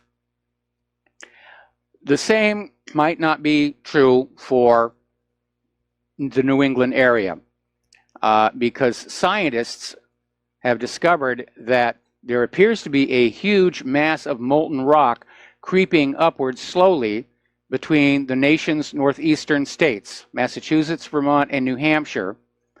And it's basically a plume. And the idea is it could form volcanoes, possibly even a supervolcano, which is coming as a surprise to people living in that part of the world. But as the science of volcanology gets a little bit more sophisticated, they're discovering that there are a lot more volcanoes, supervolcanoes, volcanoes that don't have a trace on the surface. And they're very concerned about southern Italy, which of course is famous for Vesuvius. But LiDAR scans have shown traces of far more craters that have erupted in the past. So the Earth is rocking and rolling, and just letting us know that nature is still the boss, no matter what. All right, if you're living in Louisiana, they have discovered this brain-eating amoeba, and it's the third time this deadly organism has been found in the same district since 2015. And it's called Naegleria fowleri. It's a parasite which causes fatal brain swelling and tissue destruction. Was identified in Terrebonne water. That's where this problem is located. And all freshwater sources in the parish have been affected, including the drinking water, water in the bayous and pools, and water used for showers and bath. The fatality rate for those infected by the parasite is over 97%, according to the CDC. We're going to take another break for commercials. Do join us on the air, 800-313-9443. Oh, we have a caller waiting, and we'll be right back. Aloha, America. Welcome back to our show, and we're going to go right to the phones here. Joe in Tennessee, aloha. Welcome to the show. What's on your mind? Hey, Mike. Well, we got some small elections and primaries tonight, And what I really find interesting is how Trump is really turning the Republican Party into the Trump-Publican Party. I mean, he's got a 90% approval rate amongst Republicans. He's really got the neocons and the never-Trumpers on the run. I mean, they're finished as far as the Republican Party. I live in Tennessee, and we chase Corker out, and I see Flakes leaving. Lindsey Graham looks like a little poodle now. He's on Trump's leash down there in South Carolina. Mm-hmm. And I'm just pretty happy to see what's going on. I mean, whether you like Trump or not, the neocons are proven maniac, warmongers, globalists. So at least, I know a lot of your callers aren't too fond of Trump and all that. And I've always said, well, what we don't know with Trump beats what we know with the establishment Republicans. So in that regard, I'm thrilled, and it's really great to see. But I was going to ask you a question. I like what. Before you move forward, I want to comment on something you said. I wouldn't consider that the neocons are on the run because Trump has brought so many of them into his administration, like John Bolton especially. And they're still in a position to do a great deal of influence along the pro-war path. Well, I agree with you. I don't like Bolton either, but I mean, he didn't. He tried to interfere with the North Korea deal. He didn't. So he might be using Bolton as a good cop, bad cop. And same way, I mean, I don't like Munchkin or Muchin in there in the Secretary of Treasury, but look at the trade and the tariffs. I mean, he's definitely not acting as a globalist. Trump is, and if the neocons were running economic policy, there'd be no talk of tariffs or doing away with NAFTA or TPP. I mean, Trump's actions are definitely against most neocon policies, and that's the way I see it. He might have some neocons in his administration, and he might have done that to appease them while he slowly destroys them. I mean, that's what I see happening, and he's waiting for the midterms and more Trump Republicans to get in positions of power, and then he'll be more consolidated and able to keep up this patriot agenda, and that's what I'm hoping. But well, to move else, I like watching. It would be nice, but I'm seeing Trump as proving himself to actually be a weak leader. He's easily manipulated. He's susceptible to flattery, and we're a year and a half into his first term in office. And while he's certainly keeping his campaign promises on immigration, I think he's mishandling the economy. I think he's getting some bad advice. There seems to be no slowing of the war agenda around the globe. In fact, we seem to be adding more and more nations to the list of countries to sneer at. And of course, we all wanted to see Hillary in prison. All right, well, listen, Joe, going to let you go here. We got to take a break for station identification, and we'll be right back. And aloha, America. Welcome back to our show, hour number 3. And they've had a little bit of a whoopsie with an F-35. Apparently, this was at Marine Corps Air Station Beaufort, and it happened all the way back in October of 2016, but for some reason, it's just coming out now, where they grounded this aircraft because of a mid-air fire caused by a faulty weapons bay bracket, and it rendered the aircraft unsafe to operate. And apparently, the cost to repair the damage from the fire was more than the aircraft cost, so they're not going to do it. Now, my concern with that is that when you make a weapons system, when you make a weapon, something that it should be of paramount importance is the ease of repair, because you're getting shot at out there. And one of the things that you would see on airplanes, ships, vehicles during World War II, they were designed to be repaired by people in the field. And today's high-tech aircraft just seem to be like one piece of damage is going to put it out of commission, which is what happened here. Now, the plane is not officially listed as lost yet. Apparently, this is why we're just hearing about it now. They're saying it might still be used as a trainer for maintenance, or as a museum piece. But I guess it was such an embarrassment, they wanted it kept under wraps. Okay. All right, once again, we're getting warnings from over in Japan that the radioactive water being stored at the Fukushima power plant is approaching the limits. They have literally run out of room. Sometime you ought to take Google Earth and go on over to the Fukushima Daiichi nuclear power plant, and you will see all of these giant storage bladders and tanks all over the place. The water treatment plant never worked out. The ice wall didn't work. And they don't know what to do with it. And by the way, Google Earth has this cool little function called the time slider. And if you look, there's this little icon with a clock with an arrow pointing counterclockwise. And you click that, and you have access to historical photos of the same exact area. And you can rewind it back quite a few years. And just see over the time how all of these bladders and tanks just keep piling up, and they don't know what to do with it. Japanese officials have no plans to dispose of it, which means at some point it's just going to start running back into the Pacific Ocean again.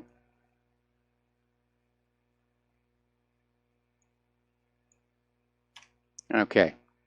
Now, over on Mars, as you know, they're having a major dust storm, and they are impressive. They can cover the entire planet. And Curiosity sent back a selfie that it took of itself in the middle of the dust storm. And it took multiple pictures that they were able to edit together so you don't actually see the arm coming out to take the selfie. They've used that technique before. But there's obviously concern about the buildup of dust on the spacecraft itself. And of course, Opportunity, which relies on solar power rather than a radioisotope thermoelectric generator, has now shut down. And the flight controllers think that Opportunity is just waking up every once in a while to see if it's getting enough light on its solar panels to charge the batteries, at which point it will automatically switch itself back on. But if the dust storm lasts long enough, Opportunity's batteries could go completely dead, and there's no more waking up from that. So, bad times on the red planet, as it were. Now, Japan has a probe, the Hayabusa 2 spacecraft, and it's closing in on an asteroid ahead of a planned rendezvous just a few days from now. We reported, I think it was about 2 weeks ago, where the asteroid was now visible in the cameras. Now they're close enough where they're able to see rocks, geographical features, craters, and interestingly enough, it's not exactly round. It's kind of got like two pyramids stuck together, like a fluorite crystal. But at one point, they're going to circle it a few times, and then they're going to learn all kinds of new things. Okay, here's a disturbing statistic. This just came out today. According to the CDC, 1 out of every 36 children in the United States has autism. 1 out of every 36. In 1980, it was 1 in 10,000. There is obviously a crisis here, but it's being ignored. We're going to do a shout out now to our on-air affiliates who are just now rejoining the network. We're seeing all kinds of new illnesses sweeping our population. Peanut anaphylaxis, autism, Crohn's disease. I think it's time to start asking how many of these illnesses and conditions are side effects of prescription pharmaceuticals. And obviously the pharmaceutical companies don't want you to know that. They want you to just come back and buy another drug. But looking at these numbers, in 1980, 1 out of every 10,000 children had autism. Today it's 1 out of every 36. Now, the costs of taking care of these autistic children are mounting. It is becoming a huge expense for the nation as a whole. At some point, if this trend continues, we're going to reach a point where there are going to be so many autistic people, it's going to take the entire non-autistic population to take care of them. And at that point, our industry and our society collapses. Now, I'm hoping that Robert Kennedy Jr. is aware of this new CDC statistic. He's still out there writing articles about vaccine safety. The corporate media, of course, is totally ignoring him because corporate media has sold its soul to pharmaceutical advertising, which is very profitable. We see all those commercials all over the TV. Yes, new Wizzo cream, rub it where it hurts.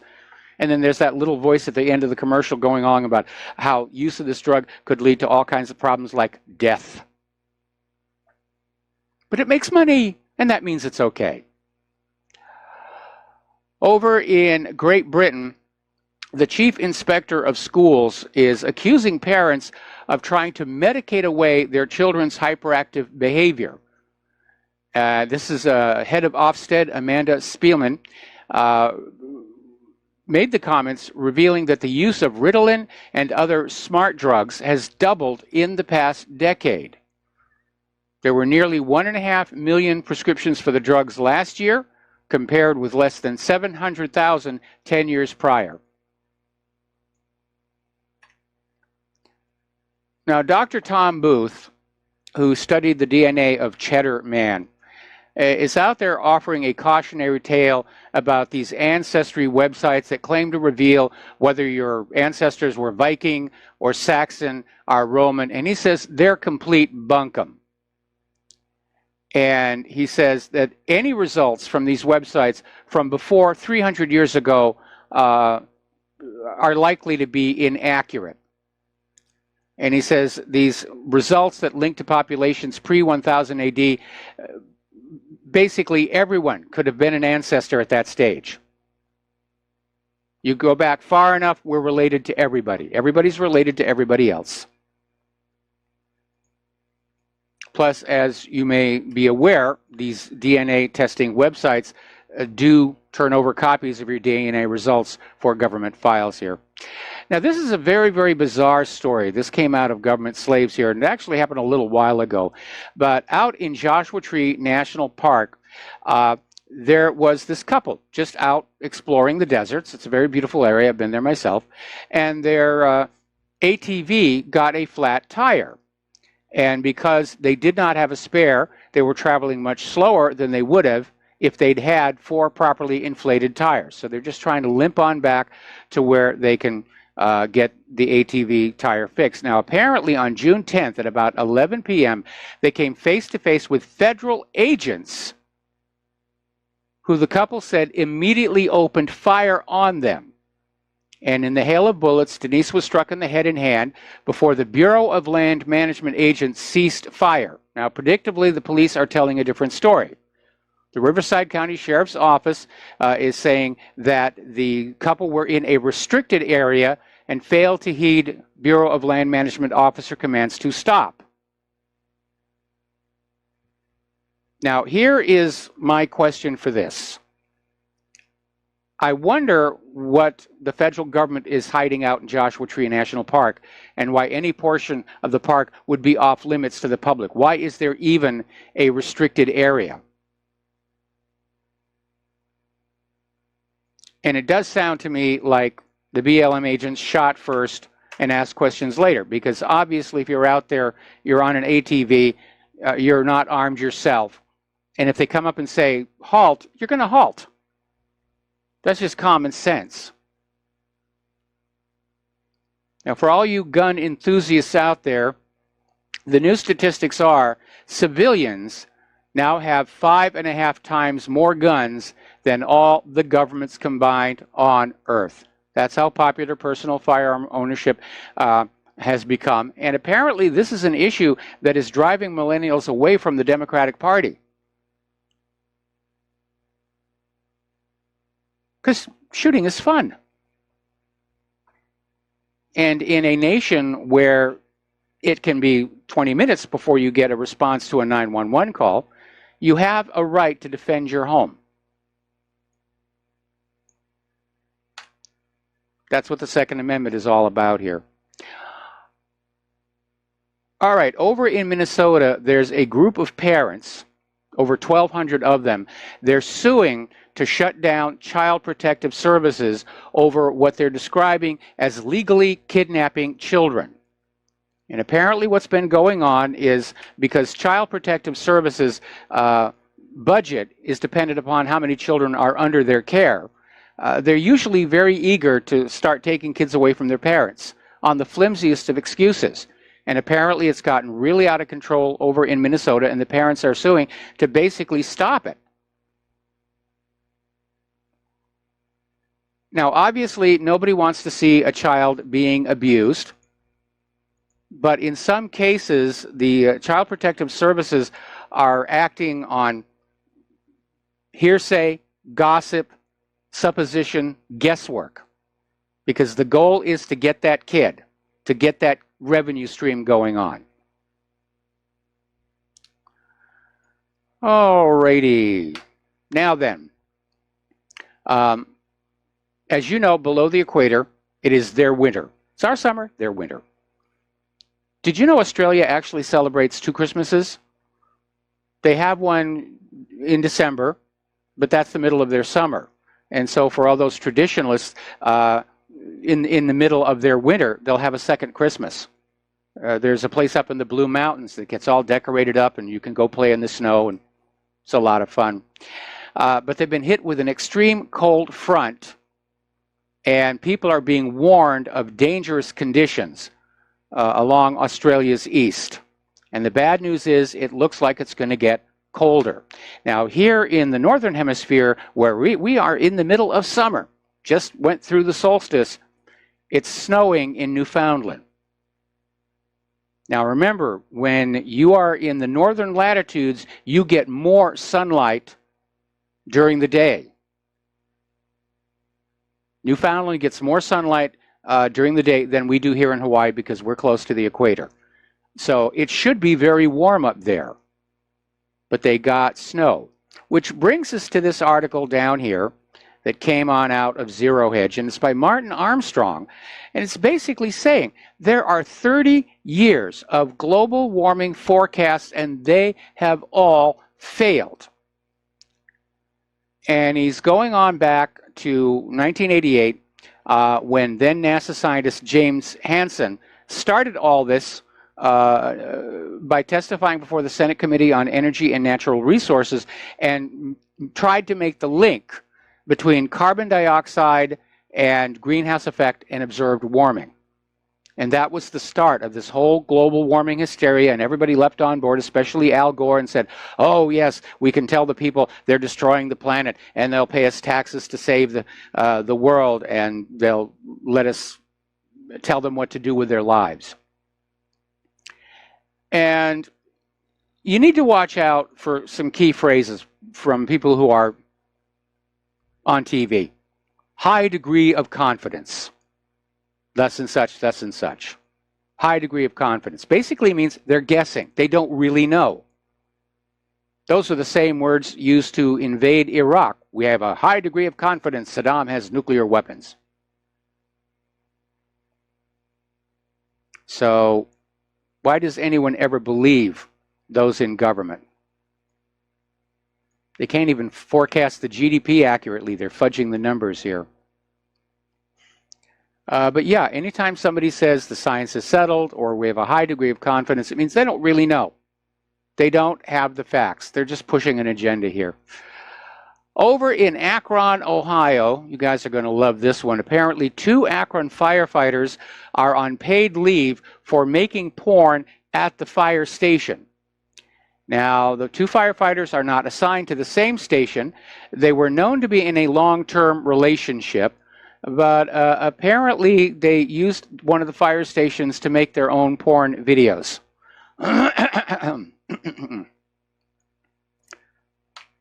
Over at CERN, they've just started a major upgrade to boost the capacity of CERN's giant particle smasher. the Large Hadron Collider. And the work involves heavy engineering at the two main sites in Switzerland and France, which are run by Europe's physics lab CERN, which sits right on the border between Switzerland and France. And this will allow it to operate at a much higher luminosity mode from where it was back just 2 years ago. So this major upgrade will improve the performance of the LHC by increasing the number of collisions in large experiments and boosting the probability of the discovery of new physics phenomenon. Well, it sounds really good. It sounds really good. But I have a concern, and I think it's a legitimate concern that nobody has really addressed. Now, particle physicists used to joke that studying atomic particles was like taking two mechanical watches and smashing them together and then try and figure out what the watches looked like from the gears and springs and levers and hands and stuff that flew on out. Well, you can take that analogy one step further. If you smash those clocks together hard enough, you might break individual teeth off the gears. You might break levers in two, and they'll fly out of the collision as discrete objects. But clearly, they were not discrete, independent objects prior to the collision. And so you have to raise the question as to whether the new particles they claim they're getting out of the Large Hadron Collider are actually a part of nature or artifacts of the experimental process itself. And frankly, I can't think of a way to solve that conundrum one way or the other. But they just bang away at their particle accelerators, and you know they've got funding to go on working, and they think they found the God particle, which tells you that the Large Hadron Collider is really just another device for communicating with the gods, like Stonehenge or the pyramids or the cathedrals and so forth. It's an expensive church. And all of this because of this insistence that we go on believing in the Big Bang and that supreme moment of creation by some divine force. All right, we got to take a break for commercials. Please join us on the air, 800-313-9443, and I'll be right back. And aloha, America. Welcome back to our show. Now, as you know, the World Cup is still going on, coming up on the finals. And apparently the Australians lost to Peru in what is a very controversial decision where Peru was awarded a half goal, and there's a concern that somebody was offsides. So the arguments are starting on that one.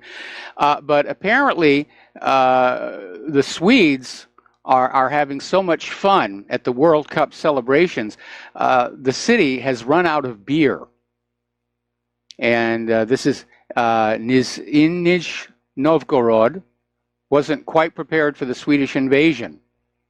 And we need a humanitarian drop of beer. Over in Portland, as you know, there is a group called Occupy ICE. And it's out there protesting the separation of children, the detaining of the immigrants, basically pushing the open borders agenda. And they've built up this huge tent city. And apparently today they were trying to build a barricade. The police have now ordered them to disperse. And at one point, apparently, there was some pepper balls being fired at the people building the barricade. And the ICE protesters basically tried to tie the federal building's doors. So that's beginning to heat on up, and we may see an actual confrontation there. Okay, ever wonder where the plastic you throw in the trash goes? Well, amazingly enough, that plastic, which is not recyclable, was actually being sent to China. China, for a fee, was accepting the world's trash, and now they've decided they need to stop. And China has banned the importation of plastic waste. And basically, they're talking about 110 million tons of plastic. That's a lot of plastic. Now, the ban went into effect December of last year, and the stockpiling trend figures to worsen. Now, I have an idea. Everyone's always talking about artificial intelligence and robotics. And the one area in which recycling has never worked on out is the separating of the trash into what is recyclable and what is not, separating out the glass, separating out this, separating out that. And I think that would be a really good opportunity for a major city with a trash problem, such as New York, to basically set up an automated factory. And they pour the trash from the trash trucks in at one end, and it goes down this long conveyor belt, and these overhead robots are basically spotting specific things they're programmed to look for, and then drop them into a bin behind them. And that would improve the efficiency of recycling, because something does have to be done. There's no question about that. Now, not too long ago, China's Tiangong-1 space station made a fiery re-entry into the atmosphere. And people are starting to wonder if maybe China is about to bring down the Tiangong-2 because it's gone through some orbital maneuvers, which at one point brought it to an altitude of just 60 miles, which is where you're definitely entering the atmosphere. So it looks like what China is planning to do, unlike Tiangong-1, which just sort of came down wherever Isaac Newton said it was going to come on down, it looks like China is planning to have a controlled descent for Tiangong-2. Now, these were very early attempts at space stations by China. They're very small, and they're not being used anymore. And definitely getting the junk out of orbit would be a good idea. Now, these days, there are treaties that require satellites in Earth orbit, geosynchronous orbit, to have rocket motors with which to deorbit them and bring them down. But there's a lot of junk up there from before this requirement was made. There's still stuff up there from America's space program. I think Ed White's glove from Gemini is still up there. Explorer 1 is still up there. And there's a lot of stuff, and it does need to be cleaned on out. Now, I had an idea for that, and of course, a lot of people are working on orbital trash collection. The Japanese had a test mission not too long ago where they were trailing a very long wire that they hoped would statically collect debris. Unfortunately, that broke. My idea was to fire a rocket straight up into the path of a known oncoming debris and just puff out a little CO2 bubble for it to slam into, just enough to bring it down into the atmosphere. But you know, this could be something for one of Scaled Composites aircraft to do. I mean, right now, they can't get into orbit. All of the flights from space from that are suborbital. Maybe SpaceX could look at the problem. All right, we're going to take another break for commercials. Do join us on the air, 800-313-9443, and we'll be right back. Aloha, America. Welcome back to the show here, and we've got a phone caller on the line here. Bob from Behind Enemy Lines. Aloha, Bob. Welcome to the show. What's on your mind? Oh, hey, aloha, Mike. I was going to leave you alone, but you sounded so desperate for callers, it sounded like you'd run out of a bit of news, so I might bring up this Maxine Swamp Waters. What do you think of that? Isn't that great? She's like sticking out her tongue, and she's like pushing cameras out of the way and inciting a riot. What do you think of it? Well, obviously, I mean, I opened the whole show with it, and I think it was appallingly bad behavior. Oh, I'm sorry, I missed that part. I'm sorry, I tuned in late. I didn't actually hear that part. I'll have to go back to the rehash. But yeah, give me a Cliff Notes version. Well, Cliff Notes version here. I mean, it was very inappropriate behavior. Members of Congress are calling for her resignation. Judicial Watch has filed an ethics complaint with the House against her. And, of course, Maxine realizes she stepped over the line. She was being interviewed on MSNBC and, you know, resorted to crocodile tears and saying, you know, focus on the children, focus on the children. No, the focus is on you, Maxine. Oh, yeah, no, wasn't that that was a precious backpedal, didn't you? Oh, we all loved that, didn't we? these Democrats are winning the Republicans' election for them as we speak. You just get to see it here every day. It's almost laughable. I love this. Yeah, it's actually true. I mean, the optics on this are so bad, and we're now getting, I think it was Splinter.com, which is owned by Univision. One of their articles was actually out there calling for domestic terrorism by the anti-Trump people. I saw that. Yeah, and so we're talking about, edging up to actual violence here. Apparently, there was a report that one of the officials at the Department of Homeland Security found a burned, decapitated animal carcass on the porch of his home. So this is real brown shirt stuff. That sounds stuff. like there's another person that needs prescribed medication, right? I'm saying that in satire. That's probably what caused it. I don't think so. Oh, and, man. there was sorry, Mike. Pardon my sense of humor. As always, I really appreciate 96% of everything you give me, and I'll let you go today. But it sounded like you wanted somebody to talk to, so I figured I'd go and throw I had very few phone calls today. I figure everybody's out at the beach and everything, and on a slow news day, that's the problem. There's only so much to talk about. So anyway, thanks an awful lot for the phone call. I'll do everything I can to help. I'm sorry I'm such a newbie with the call list. I'll try to get this together, but I do appreciate you, and I'm glad to help you, spend a few minutes of your time looking at this religious laughter we should all be just unhinging about right now. It's just great. All right. Well, thank you very much for the phone call. We're going to let you go. It's an ugly situation. Maxine is just the prominent face of it, but we've been seeing this hysterical borderline violence coming from the liberal Democrats ever since Queen Hillary lost the election. All right, so people are already weighing in on the Supreme Court decision that came out earlier today, 5-4, upholding Trump's travel ban. And the Anti-Defamation League has come out and saying, we're outraged. We're outraged by this Supreme Court decision. And considering what Israel is doing in Gaza, it's a little hypocritical.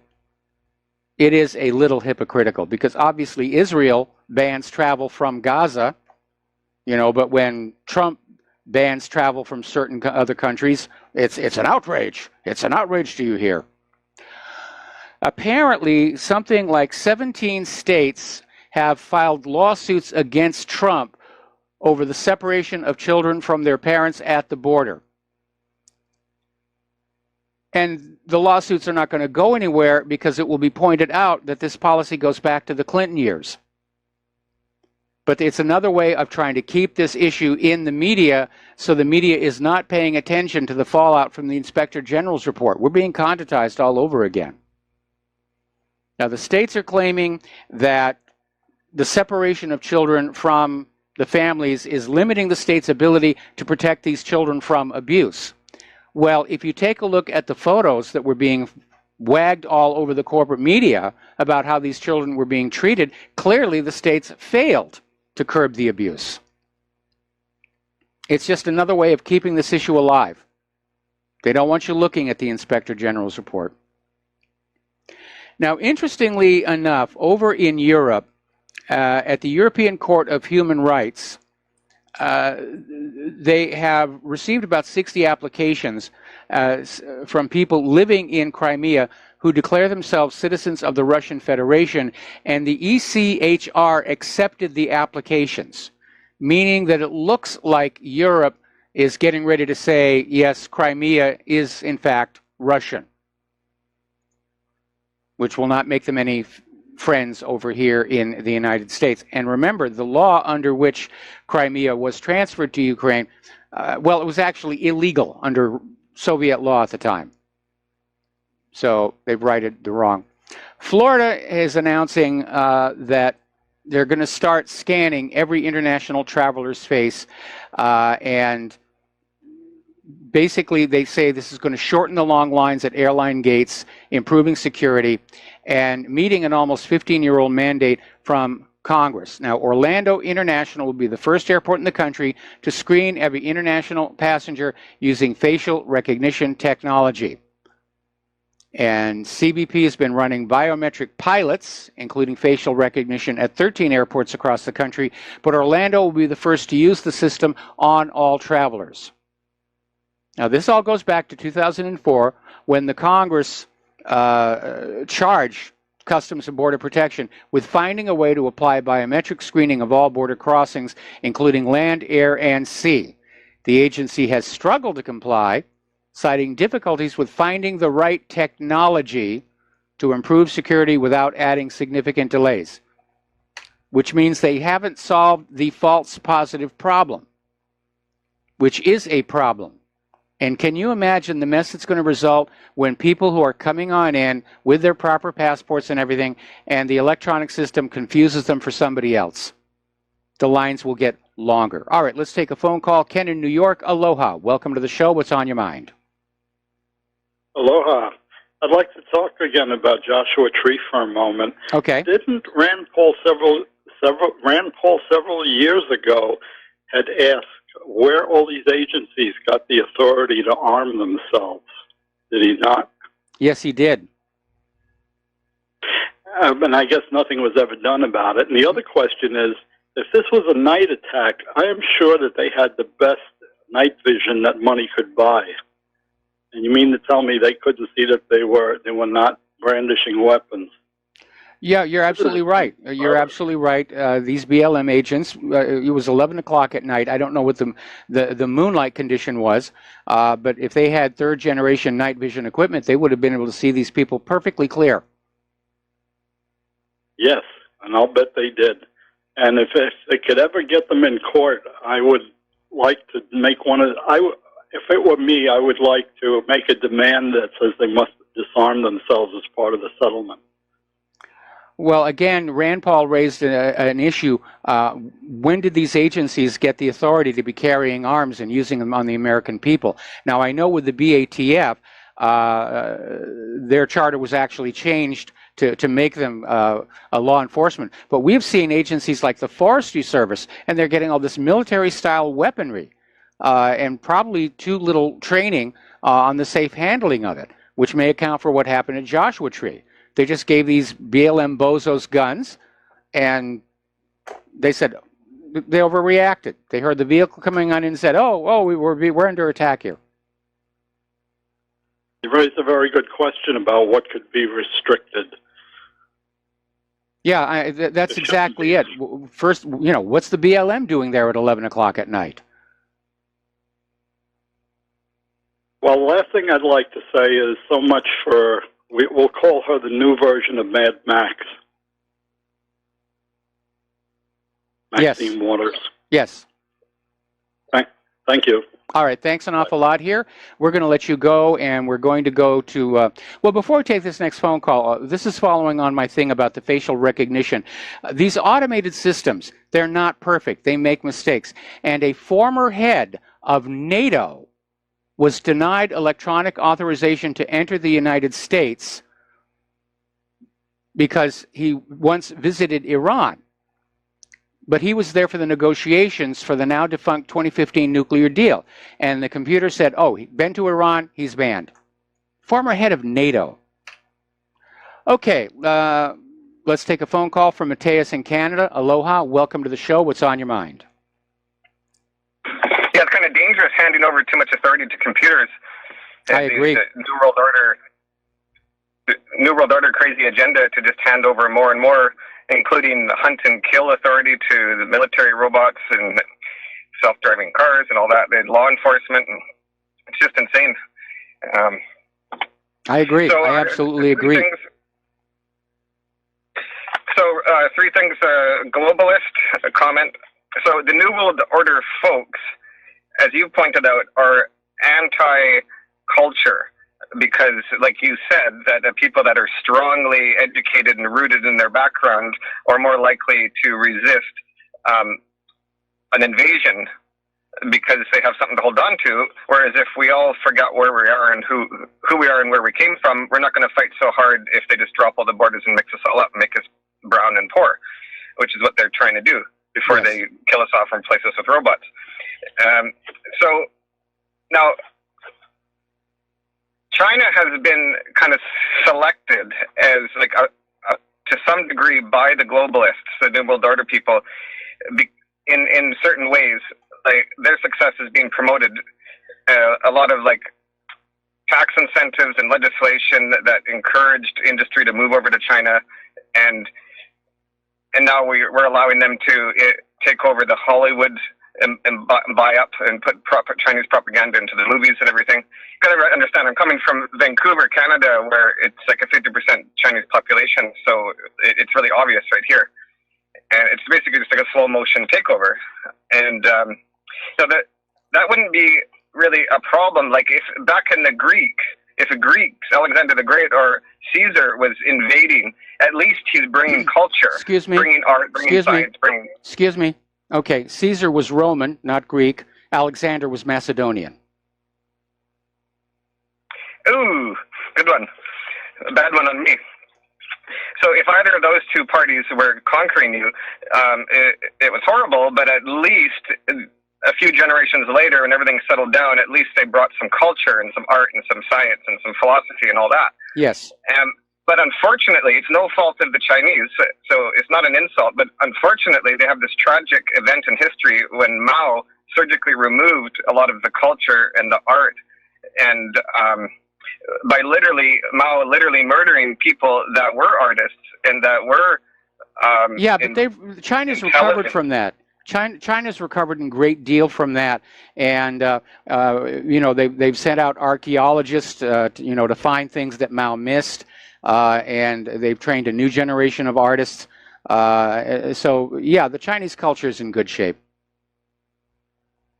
Didn't Mao kind of kill off the upper class to a large degree and left kind of like the less educated kind of lower class? And I think you're confusing with Pol Pot down in Cambodia, who killed off the educated class. Oh, I think you're right. Oh, okay. So let me just get this straight once and for all.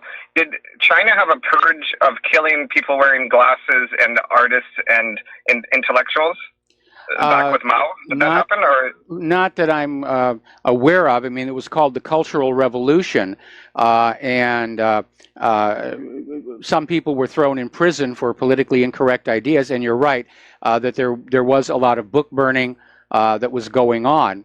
And they went to great lengths, of course, to erase the common memory of the imperial Chinese court. But on the other hand, they could have burned down Forbidden City and did not. So Mao was preserving that part of their history and their culture. It just seems like if you would have went to China, let's say 100 years ago, it seems like it would have been this really kind of rich cultural experience. It's very interesting, and it seems like if you went now, it seems like that's been removed to some degree. And that it depends on where you go. It depends on where you go. Obviously, Shanghai and Macau are very modern urban cities. They're quite beautiful. If you want to see the older Chinese culture, there are definitely areas that you could go to, including Beijing and Forbidden City. They've got the world's largest movie studio there as well. They actually built an entire copy of Forbidden City. If you've ever seen a movie that takes place at Forbidden City, they're not shooting it in the Forbidden City. They're shooting it at this copy. This studio is owned by this Chinese billionaire who loves movies, and he runs this studio just because he wants to be part of the movies, and it's just huge. But they do have a culture. They're searching for their roots. They're bringing back the stories of Admiral Zheng He and how he was sailing all over the world's oceans long before Columbus was. And it was quite amazing. Some of the ships they developed, they came up with watertight compartments, appear to be the first ones that did that. There's a great deal to China if you go over and visit. I'm just not seeing the culture coming here. Like the only culture here is to just drive a fancy car and to cut down trees. Well, you should come here to Hawaii. You should come here to Hawaii because there's a lot of Chinese influence in our local culture and art as well. Now, it may be because the Chinese have been coming here for a lot longer than other parts on the U.S. mainland, because the importation of Chinese labor to basically work on the plantations goes back to after the Great Plagues and the exodus of the Hawaiians to see the rest of the world. So one of the reasons we're pan-racial is that workers were imported from all these different areas around the Pacific, China, Japan, Korea, and brought them all together. And they did bring their culture with them. And you can see it pretty much all over, especially Honolulu. Okay, well, I'll just wrap that theory up then. If there's any truth to there being something missing of the culture that's being exported, that would be in line with the globalist agenda of the open borders, forget your history, forget your heritage. There's something about the Chinese current communist model that seems to be appealing and seems to be promoted. Well, you need to understand, China is not interested in being part of the New World Order. They've been around in one form or another for 2,000 years. They're not ready to give up their independence. Neither is Russia. Anyway, listen, we're coming up on another commercial break. Mateus, I got to let you go here. And we got a couple more stories to get us out of the show after we come on back from these words. So stay tuned. And we'll be back after these words from our sponsors. And aloha, America. Welcome back to our show here and getting on back to the issue of global warming. Back in 2013, scientists announced they'd found the lowest temperature on Earth's surface in what's called the supercold area of Antarctica's ice sheet, which Al Gore tells us is warming. And that temperature was minus 135 degrees Fahrenheit. Well, the record did not stand for long because they've just discovered it's gotten colder, and it's now at minus 148 degrees Fahrenheit. Gosh darn, that human-caused global warming. Now, researchers have worked out a way where they can use the battery in your smartphone to reveal what you type or even possibly read on the phone. And to do this, they implanted a microcontroller into a phone's battery to record power flowing both in and out of the device. Then they used an AI to match power flows with specific key strokes. The technique could allow hackers to record your passwords as well as monitor your most visited websites. And the attack requires the smartphone to be in use and powered by the battery rather than on charge. Well, this is not really going to be much of an issue for iPhone users, obviously, because our phones come with the battery inside and there's no way to change it without taking it back to Apple. For Android devices with replaceable batteries, yeah, that could be a bit of a problem. But I think what we're dealing with here, like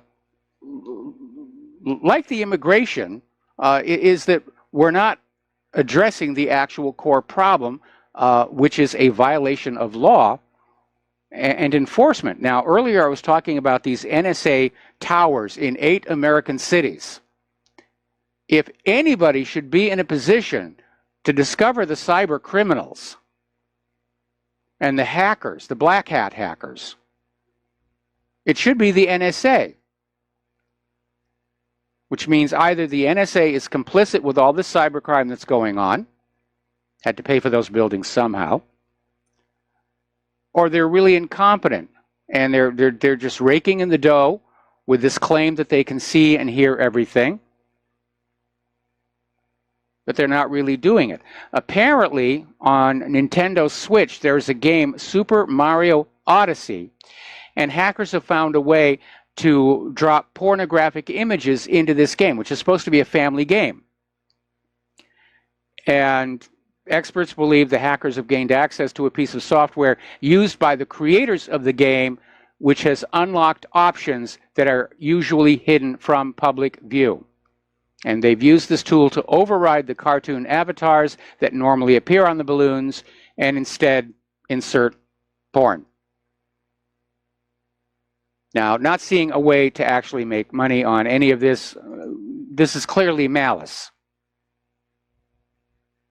Meanwhile, there's a new startup which is looking at a whole new approach to fusion energy involving a deuterium beam fired at a tritium target, which gets away from needing to super compress the